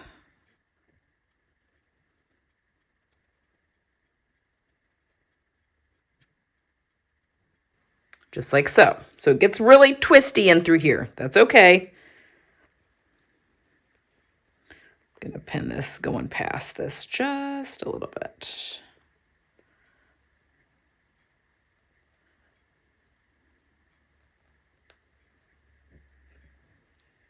Okay, so let's go to the sewing machine, and we're going to start at that inside pin and go to the outside, and then we'll start on this side from the outside and go to that inside pin. Okay, let's go sew that.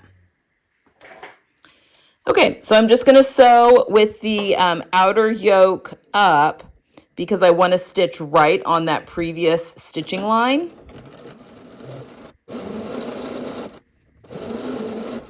And I'm just going to sew right to this last pin here.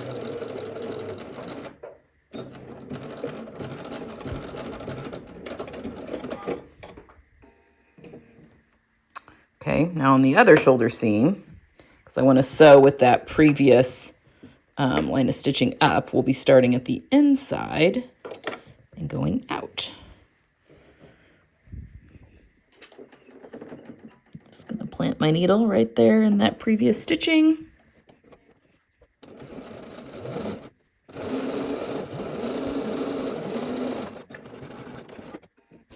Okay, now let's go back to the other side of the table, and we're going to flip this a little bit because we're gonna start doing what you are more comfortable with when it comes to the burrito method. But I do want to say we'll talk about it when we turn it around. Let's turn it around. Okay, so this is what the wrong side of the shirt looks like right now. We have our shoulder seams, the inner yoke and the outer yoke and the front all sewn together up to a certain point. Now, the rest of this is not attached together. You can, when we flip this all right side out, stitch in the ditch to help keep that down. On the other version I made, don't really find that necessary. Unless you have fabric that is just fraying as you look at it. I don't know that that's necessary, but I will, if you do want to do that, I will show you at what point you can do that. Okay, so let's turn our shirt right side up. So everything is right side up. Our yoke, our inner yoke, is still pointing down though, okay?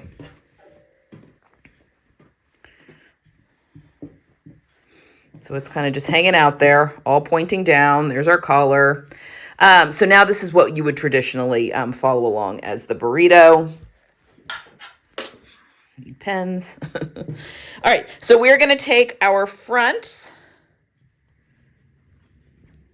And I'm starting here at the bottom, and I'm just rolling them up, okay?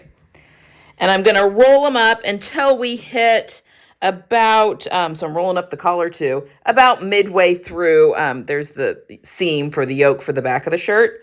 About, midway through here, okay? And there we can see the yolks poking out. Now we're going to take the back and do the same thing. Roll it up till it's about, halfway through. And now this seam where our lower back and outer yoke connected is pointing up. So now we're going to take the bottom of the inner yoke and pin it to that seam allowance that we've just exposed here. So we just want to pin carefully.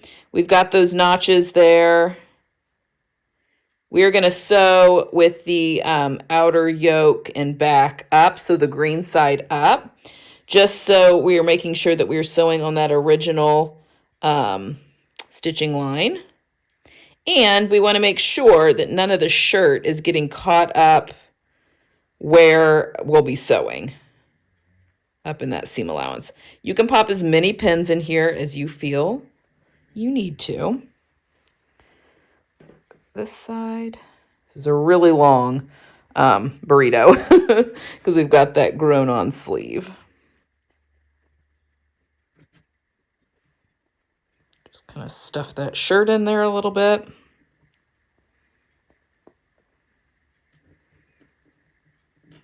And we still haven't pressed anything when it comes to those shoulder seams that we just did, or this seam connecting the back yoke, or the lower back to the back yoke. Okay, once we have our little package all pinned, let's go to the sewing machine and sew again on that previous stitch line. Okay, so let's set this under here. We just want to go nice and slow. Want to make sure we're not catching anything we're not supposed to. And I'm literally just sewing on that previous stitch line that I did earlier when we connected that gathered lower back to the outer yoke. I am not watching the needle when I do this. I have got a notch here on my presser foot that indicates where the needle will fall. So I am lining up that previous stitching right with that notch on my presser foot. Okay, I feel like, yeah, if it starts to feel a little lumpy, feels a little lumpy in there, just stop a minute and get things out of the way.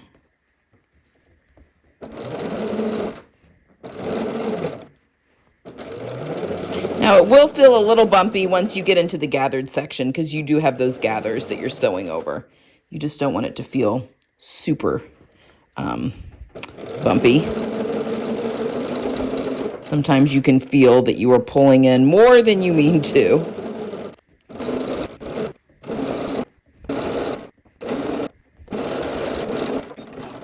Okay, everything looks good from the two sides I can see. Let's go over to the pressing station and we will unfurl our burrito and give it a good press.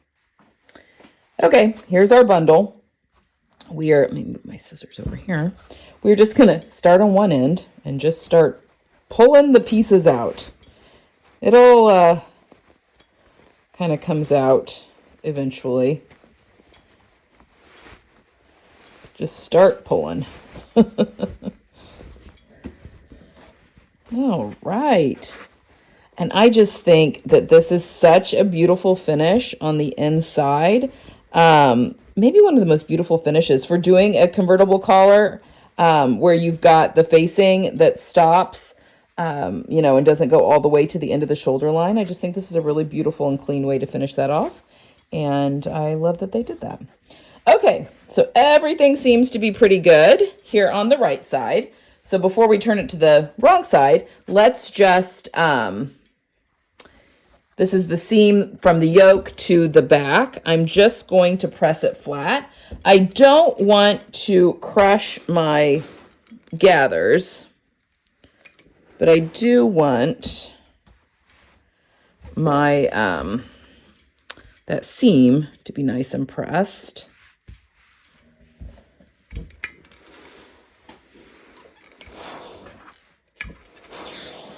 And then I also want to press my shoulder seams.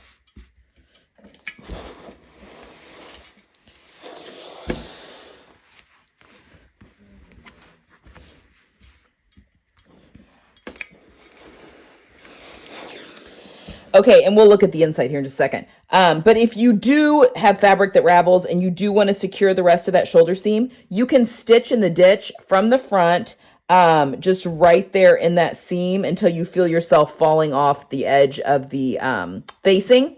That will secure the rest of that shoulder seam if you really are nervous about that. I'm not going to do that on this one, but you're just going to want to stitch in the ditch on those seams from the front at that point. But let's take a look at the inside.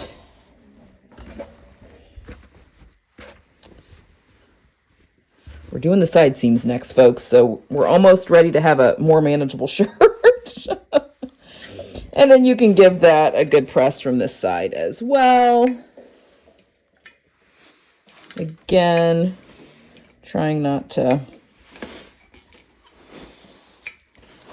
crush those gathers. I love working with cotton. I'm also going to press this little area that I accidentally pressed a crease into. I think I just got one into my collar. I tell you, there we go. Okay, so look at us. Our shirt is coming right along. All right, guys, let's go back over the table and we'll do our next step. Okay, it is time to do side seams, folks. This is a good time. All right, so I've got everything turned right side out, obviously. as you can tell here. If you want to baste your yokes together here at this armhole, you're absolutely welcome to. My cotton's very sturdy and I'm not having any issues with it moving around, so I'm not going to worry about that there. But just know that that is an option if that's bothering you. Okay, so we're going to be taking our shirts and putting them together, right sides together at the side seam. And I'm just matching up my bottom hem here. And then in true Cashmerette fashion, there are tons of notches to match. So there's a notch here, which makes things very helpful. Then we've got a notch here kind of at the waist, I think. And then there's a notch here on the back that matches up with our dart. Make sure that dart bulk is going down. And then here's the little curve of our underarm up into our sleeve.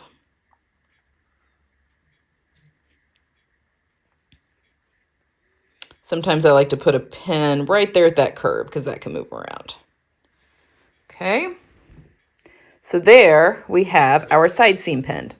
So I'm going to do the other one as well. And we're just going to sew that at 1/2 inch seam allowance.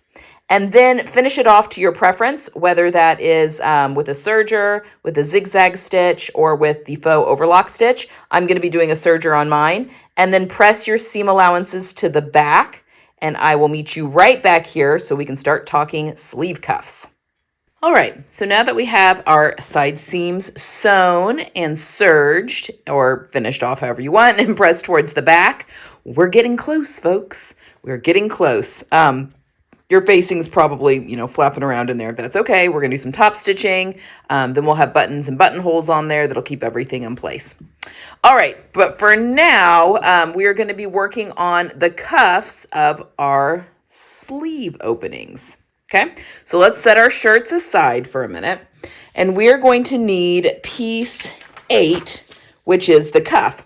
And remember, we have 2 cuff pieces that have been cut, and then 1 interfacing piece, and we cut that interfacing piece in half and fused it to the top section of each of these cuff pieces on the wrong side. Then I want you on the uninterfaced side to fold that in the 1/2 inch seam allowance. Okay, so I've folded that in and pressed. And then press the cuff wrong sides together at the notches here at the side. Basically at the line where the interfacing comes to. And you'll have a gap. So you'll be able to see the interface side because we folded that edge up and under, okay? So that's what I want you to go ahead and do now. Once you have folded and pressed your cuff pieces in place, we are now going to sew them together. I'm going to put that one out of here so we don't get confused. We're going to take our piece, open it up, and we're going to put it right sides together with our short ends. But we're going to keep this edge folded down. So this edge that we have pressed on the uninterfaced side, we want to keep that folded down, okay? So I'm going to pop a pin there.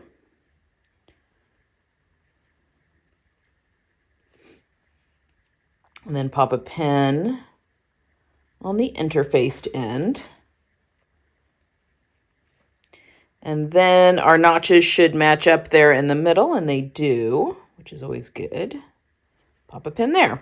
Okay, so now we're going to go to the machine and we're going to sew this cuff at 1/2 inch seam allowance, keeping this folded edge folded down. Okay, so those are folded edges up there at the top. Okay, let's go to the machine and do that. All right, so we are going to sew this cuff right sides together at the short end at our 1/2 inch seam allowance.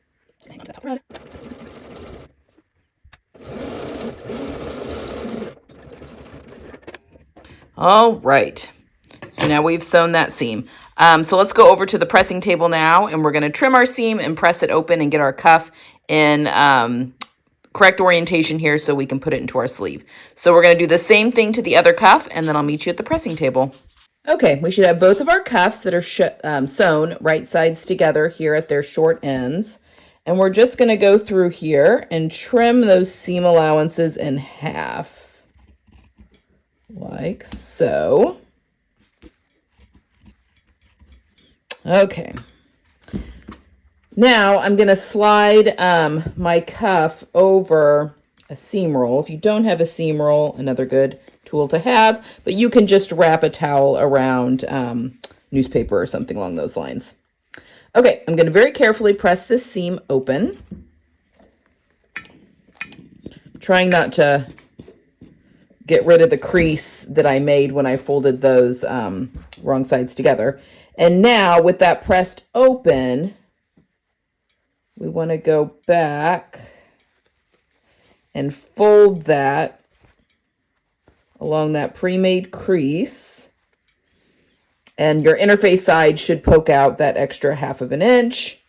But I'm just going to hit this real quickly just here along this seam line so that we can set that in. Okay? So now that cuff is ready to be inserted into our shirt. So I'm going to do the same to this other cuff piece, and then I'll meet you over at the sewing table so that we can put this into our shirt to finish off that cuff. See you over there. All right, now that we have our cuffs pressed and sewn together and they're now in a circle, we're going to sew them into our shirt at the ends of our little grown-on sleeves. I'm going to turn my shirt right side or inside out. I just think it's easier to sew with the cuff on top. So I've got my shirt turned inside out. Now I just need to determine which side here. Back. Okay, this one goes in this side. Okay, so I've got my cuff, and I want this turned so that the interface side is on the outside and the uninterfaced side is on the inside. Okay, now I'm going to put this inside my sleeve, and I'm going to line up my seam here.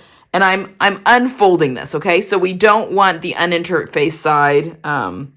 We just want it hanging free. We're only going to be sewing the interfaced side of your cuff. So I'm matching up my underarm seam with that seam that we sewed in the cuff. And then you should be able to match your double notches.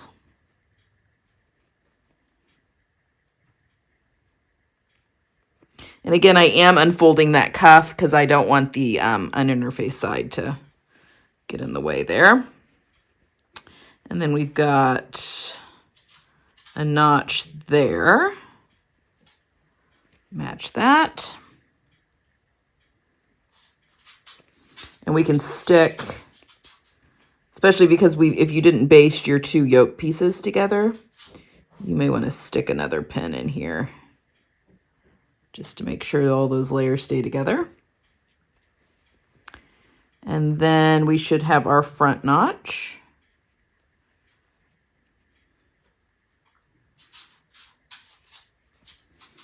And then I will stick a pin in between those 2 points. Okay, so once we have our cuff pinned in, we're going to go to the sewing machine and we are going to sew this in. So I'm going to pin my other one in and then I'll meet you back at the sewing machine. All right, so I've got one of my cuffs / sleeves here. I'm just going to put it under the presser foot. We're sewing this at a 1/2 inch seam allowance. Okay. Sewing with the cuff up. Obviously you can see that interfaced side up. And again, my right sides are together.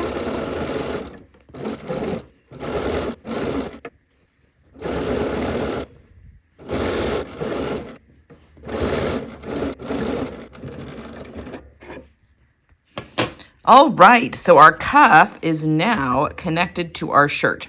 So we're going to pull this all out here.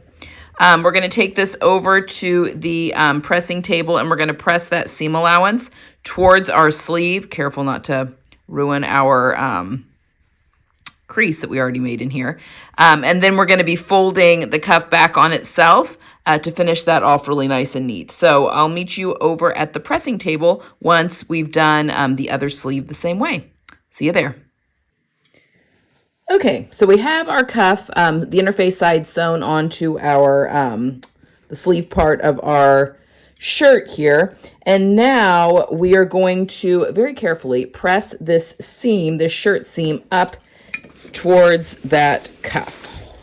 And you want to try and not steam out that line that we pressed in earlier, because that's going to be very important here in just a minute.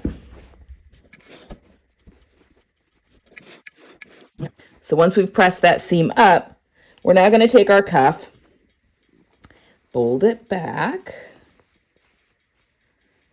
and give it a good tug so that it falls back into that position that we ironed it in earlier. And now we're going to go around the sleeve, popping in pins. And we want that folded edge to just cover that stitching line.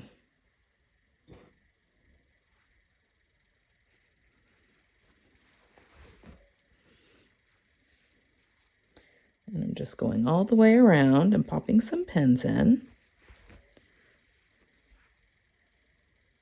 You can hit this with an iron again if you'd like. Just make sure you're using glass-headed pins so that they don't melt.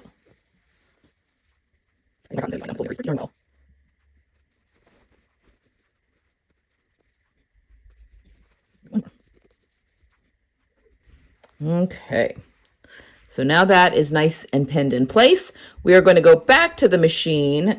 Keep it turned inside out because we're going to go back to the machine and we're going to sew just right next to that seam line on the sleeve to secure that down. So let's go back to the sewing machine and do that. Okay, so here is the wrong side of our shirt where we have our pins, but we're going to be sewing from the right side of the shirt. I'm just going to be going slow and pulling pins out because I can feel when I'm coming up on those. And we are going to be sewing just like, I don't know, a 1/16 of an inch away from that sewing line on the cuff.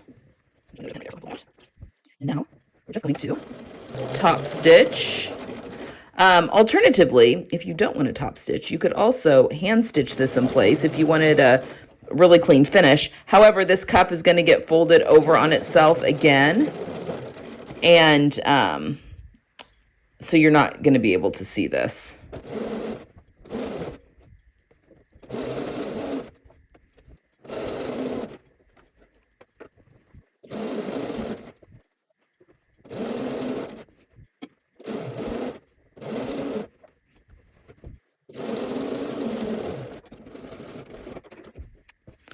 All right. So now we can go around and check and make sure that that caught, and it did all the way around. And we've got it top stitched in place really nicely on the right hand side.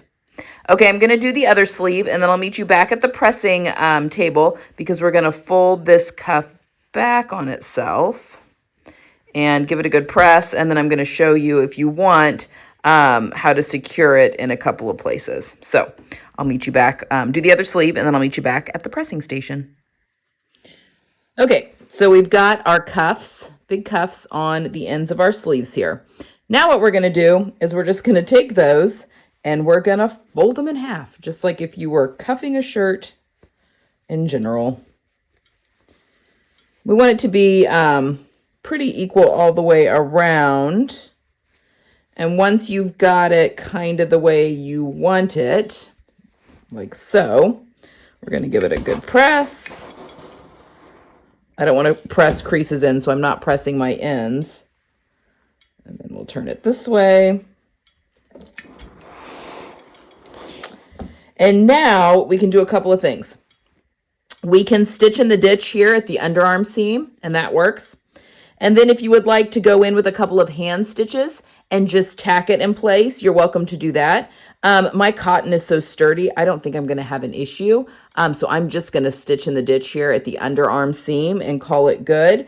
But if you're using a rayon or something that's a little bit drapier, you can definitely tack it in place in a couple of spots, or even do an invisible hand stitch and hand stitch it down all the way around to keep that up. It's up to you. Okay. So we're almost to the end, guys. Let's go back over to the sewing area, and we are going to prep for doing our hems. Okay, it is time to do our hems. We've got our cuffs on. Oh, look at us. Hems, and then our hem, and then buttons and buttonholes. We are almost to the end, folks. Okay, to do our hems, we are going to have to come back in here and turn the bottom part here of our facing wrong side out again, like so, the way it was sewn. And we are going to need our bias tape. Again, this is 1.5 inch wide bias tape. I did have to seam a couple of pieces of bias together, and we have pressed one side over 1/4 inch. And you just want the length to be longer than your hem. So I am going to, and this is the only pin I'm using for this whole thing, I am going to pin my bias tape right sides together with the hem of my shirt. And I'm going to overlap my bias tape about 1 inch over that facing, okay? So I've got my folded edge up here, and I've got my raw edges together. And I'm going to pop a pin in here. Okay. We are now going to sew this tape to the hem of the shirt at 1/2 inch seam allowance all the way around till we get to the other side of the facing. I'm not putting any other pins in, and you'll see why when we go over to the machine. So let's head to the machine and sew in our bias tape. All right, let's sew our bias tape in place. I'm going to start right over that stitching that I did at the bottom of that facing.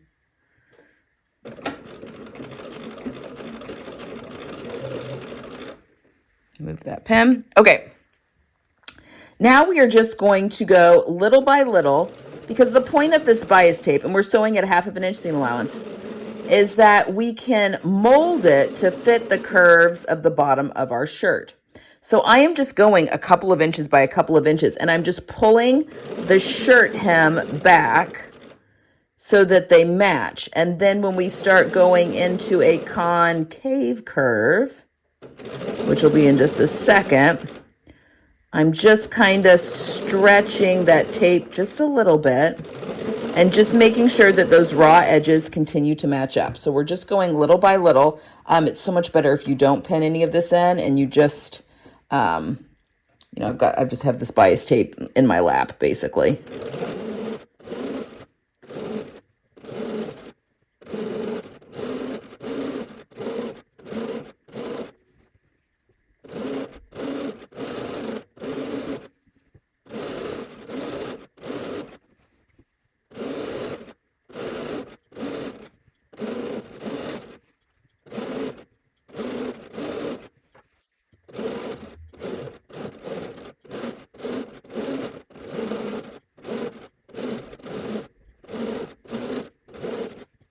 Okay, as we're coming around to the other side, we will, again, just sew, I don't know, about 1 inch over that facing.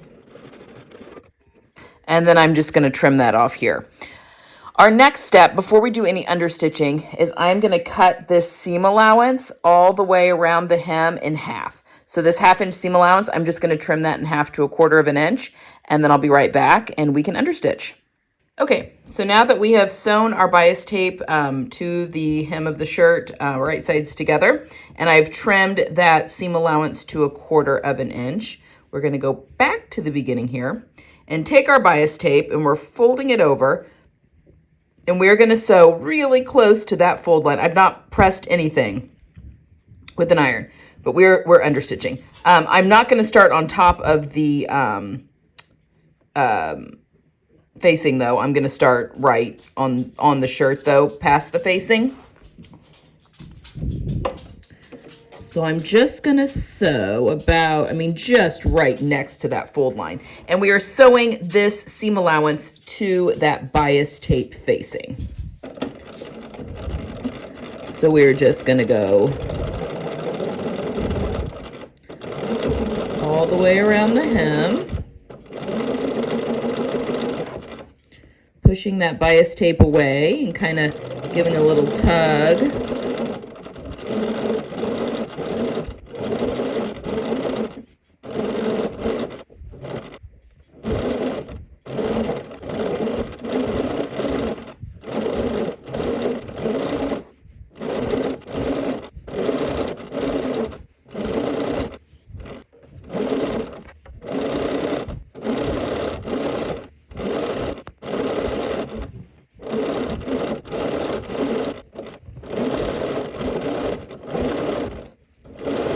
Okay, when we get around to the other side, I'm just going to stop before I hit the facing again.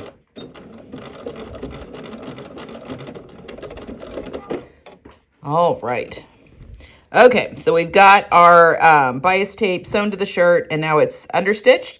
So now the idea is to turn it to the wrong side and get it all stitched down. But let's go over to the pressing table really quickly. And we're going to turn this back right side out and just get everything in position here before we do some top stitching. So I'll meet you over there. Okay, so I'm not, the instructions do say that you can go ahead and press your bias tape up and into the shirt. I just find that it works much easier if you don't press it until the very end, once everything's all sewn. You just have less chance of ironing in something you don't mean to iron in. It's just, I find it to be a lot easier. But that being said, I do want to poke my corners back out. So we've turned our facing back to the wrong side. And I am going to give just this little corner here a good press. Not too far, but just there. So you'll notice because we sewed over that facing that now our bias tape gets tucked nice and neat into that inside of that facing. And it will do the same on this side.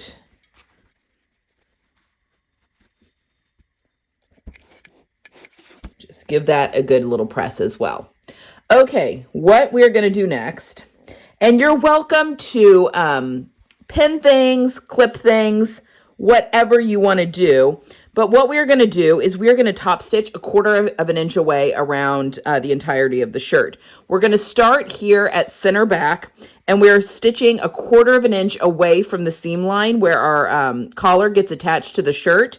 And we're going to sew all the way around to the edge of our facing, all the way down the front of our shirt. And then we're going to cut across and sew all the way around our hem,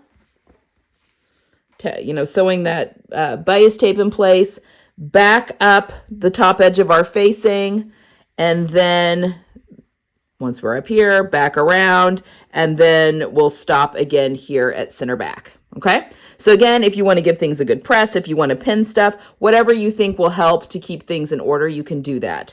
Otherwise, I will meet you at the sewing machine and we'll get this top stitched down. All right, so I've got my shirt all opened up, nice and neat here. I'm going to start again here at like center back-ish, because it'll be underneath where we start and stop will be underneath that collar when you're wearing it. So you won't notice any joins where you get a bunch up of thread. All right.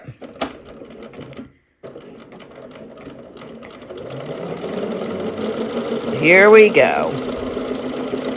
Sewing 1/4 of an inch away from that seam line. And then once we get past the collar,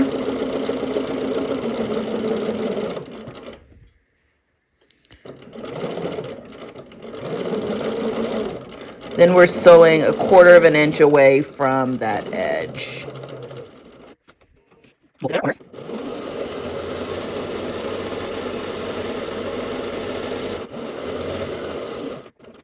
it, Now at the bottom here, I'm sewing about 1/2 inch away from that raw edge.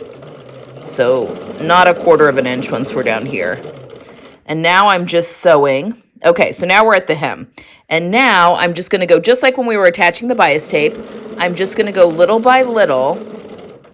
And as we get to these curves, I'm just gently pushing it down with my finger and letting the feed dogs kind of take over.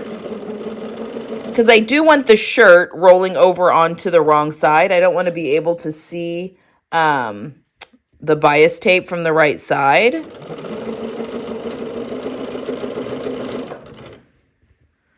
So that is doing. And then when we get to the concave curves, you just want to kind of pull and stretch your bias tape a little bit.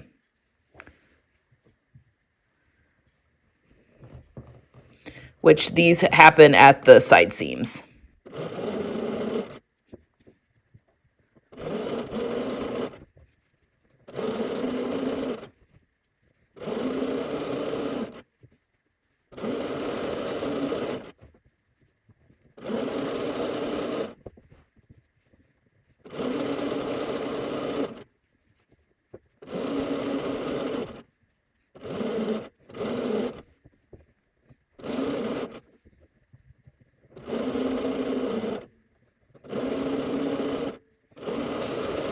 Okay, and then once we're done with that hem, we're going to go back to the 1/4 inch seam allowance around the rest of the shirt.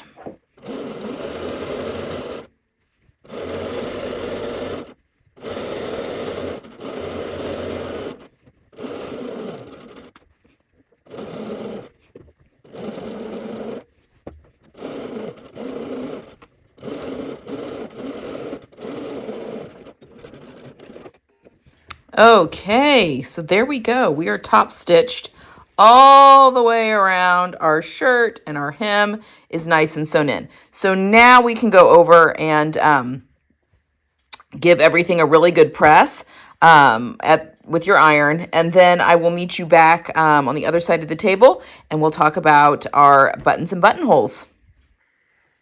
Okay, so our shirts are almost done, folks. We've got the hem in. I've given that a good press. So that looks really nice now. Everything is shaping up. We're all top stitched down. The only thing, our facings are still kind of floppy here, but we're going to fix that when we do our buttons and buttonholes, and then everything should be nice and good. So I have just marked, based on the pattern, where my buttonholes need to go. Now, these typically, traditionally, for a female shirt, the buttonholes go on the right side when worn, which is this side of the shirt. This is my right side when worn, so that is where we'll be putting our buttonholes. And as you can see, I've taken a piece of chalk and marked just the line. I am going to be doing vertical buttonholes, but I'm just marking where I want those to start, and that's based off of the pattern. Okay, so there's 6. So you're going to need to mark where you want your buttonholes to go, 6 of them, and then you're going to need your buttons. And I'm using these cream colored buttons here. So I've got 6 of these, so that is what we'll be using. So let's go over to the machine, and I'm going to show you how I do a machine buttonhole on my machine, which I'm sure is similar to many of yours. So let's go over and do our machine buttonholes, and then we'll move forward. We're almost done, folks.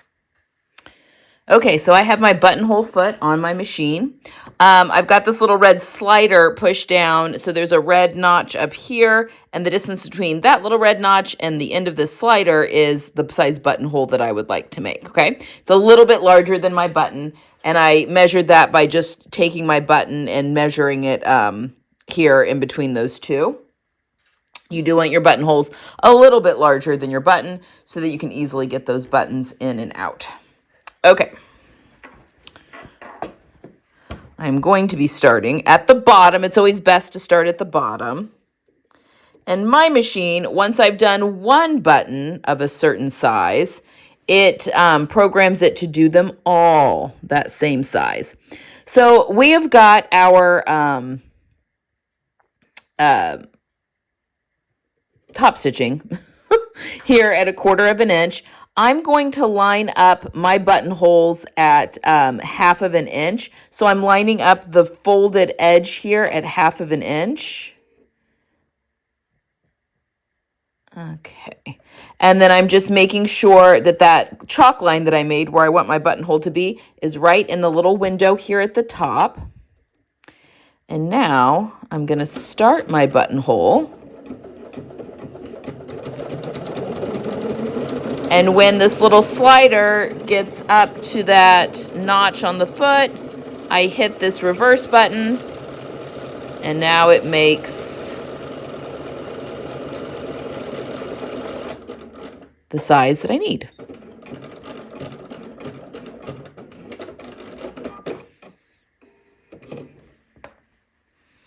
And there we have a beautiful buttonhole. I can trim off this thread here, like so. So now I can literally just line up the folded edge to the 1/2 inch mark on my machine. Make sure that this white chalk line is in this top little window up here at my presser foot, and hit go, hit the pedal, and I will make identical buttonholes. So I'm going to go ahead and do the other 5, and then I will come back and show you how I like to finish off my buttonholes.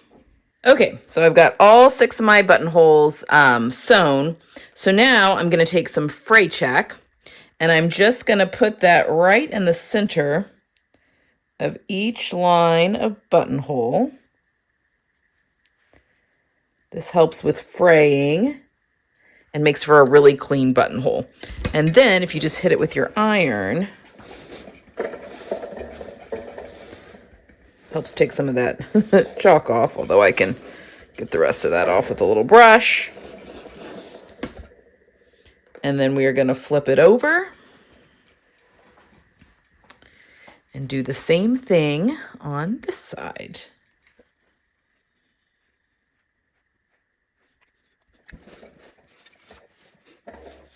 Just like that. All right, once those have been fray checked really nicely, let's go over and cut our buttonholes open and mark for our buttons.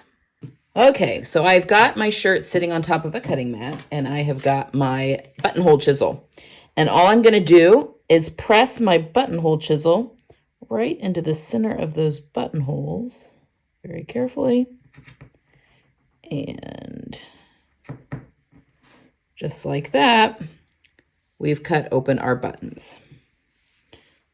So we'll do all of these.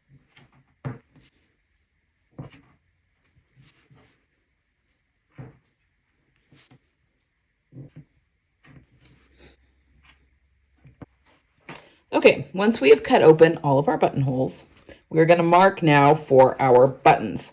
And the way I like to do this is, when I see stray threads, it's best to cut them when I see them. All right, so we're going to take our shirt, because our buttonholes, you'll notice, don't go all the way up to the top like they would for a regular button down, because this is meant to fold back. It's a convertible collar, so it's meant to fold back on itself, so we only want the buttons going up so high, which is why I use the pattern to mark my buttonholes. So I am just lining up the front of my shirt, wrong sides together. So this is not the way you would button it. This is wrong sides together, okay? And I want to make sure that my top is equal and my bottom is equal. Pulling that taut, and I'm just going to take a pin and put it right in the middle of that buttonhole, like so. And then I'll come down here. This helps keep everything even, and I'll put one at this bottom one. And then I'll come back up here and put one in the middle of this one. And I'm just going back and forth from the bottom to the top, just to help keep my ends nice and even. I want to keep those ends even, so when it's buttoned, that all matches up. Once you get to the center, you can kind of, it should all fall into place. Okay, so once I've got pins and all right in the middle of all 6 buttonholes, I'm now going to flip this over and you can see I've got pins that are sticking out. Be careful. And I'm just going to take my heat pin and I'm just going to mark right where those pins come out. They should be an equal amount away from your top stitching. But you've got a little wiggle room if they're not. So once you've done that, we can pull all of those pins back out.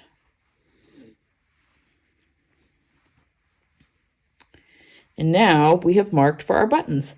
So our final step, well, almost final step, is that we are going to sew a button on each of these spots that we made, okay? You can sew them on by hand, you can sew them on by machine, whatever your preference, but go ahead and sew your 6 buttons on, and then give your shirt a really good press, and you'll want to, maybe put it around a ham or, on a mannequin or something, but give it a really good press, button it up, give it a good press, and I'll meet you right back here because then we'll be finished.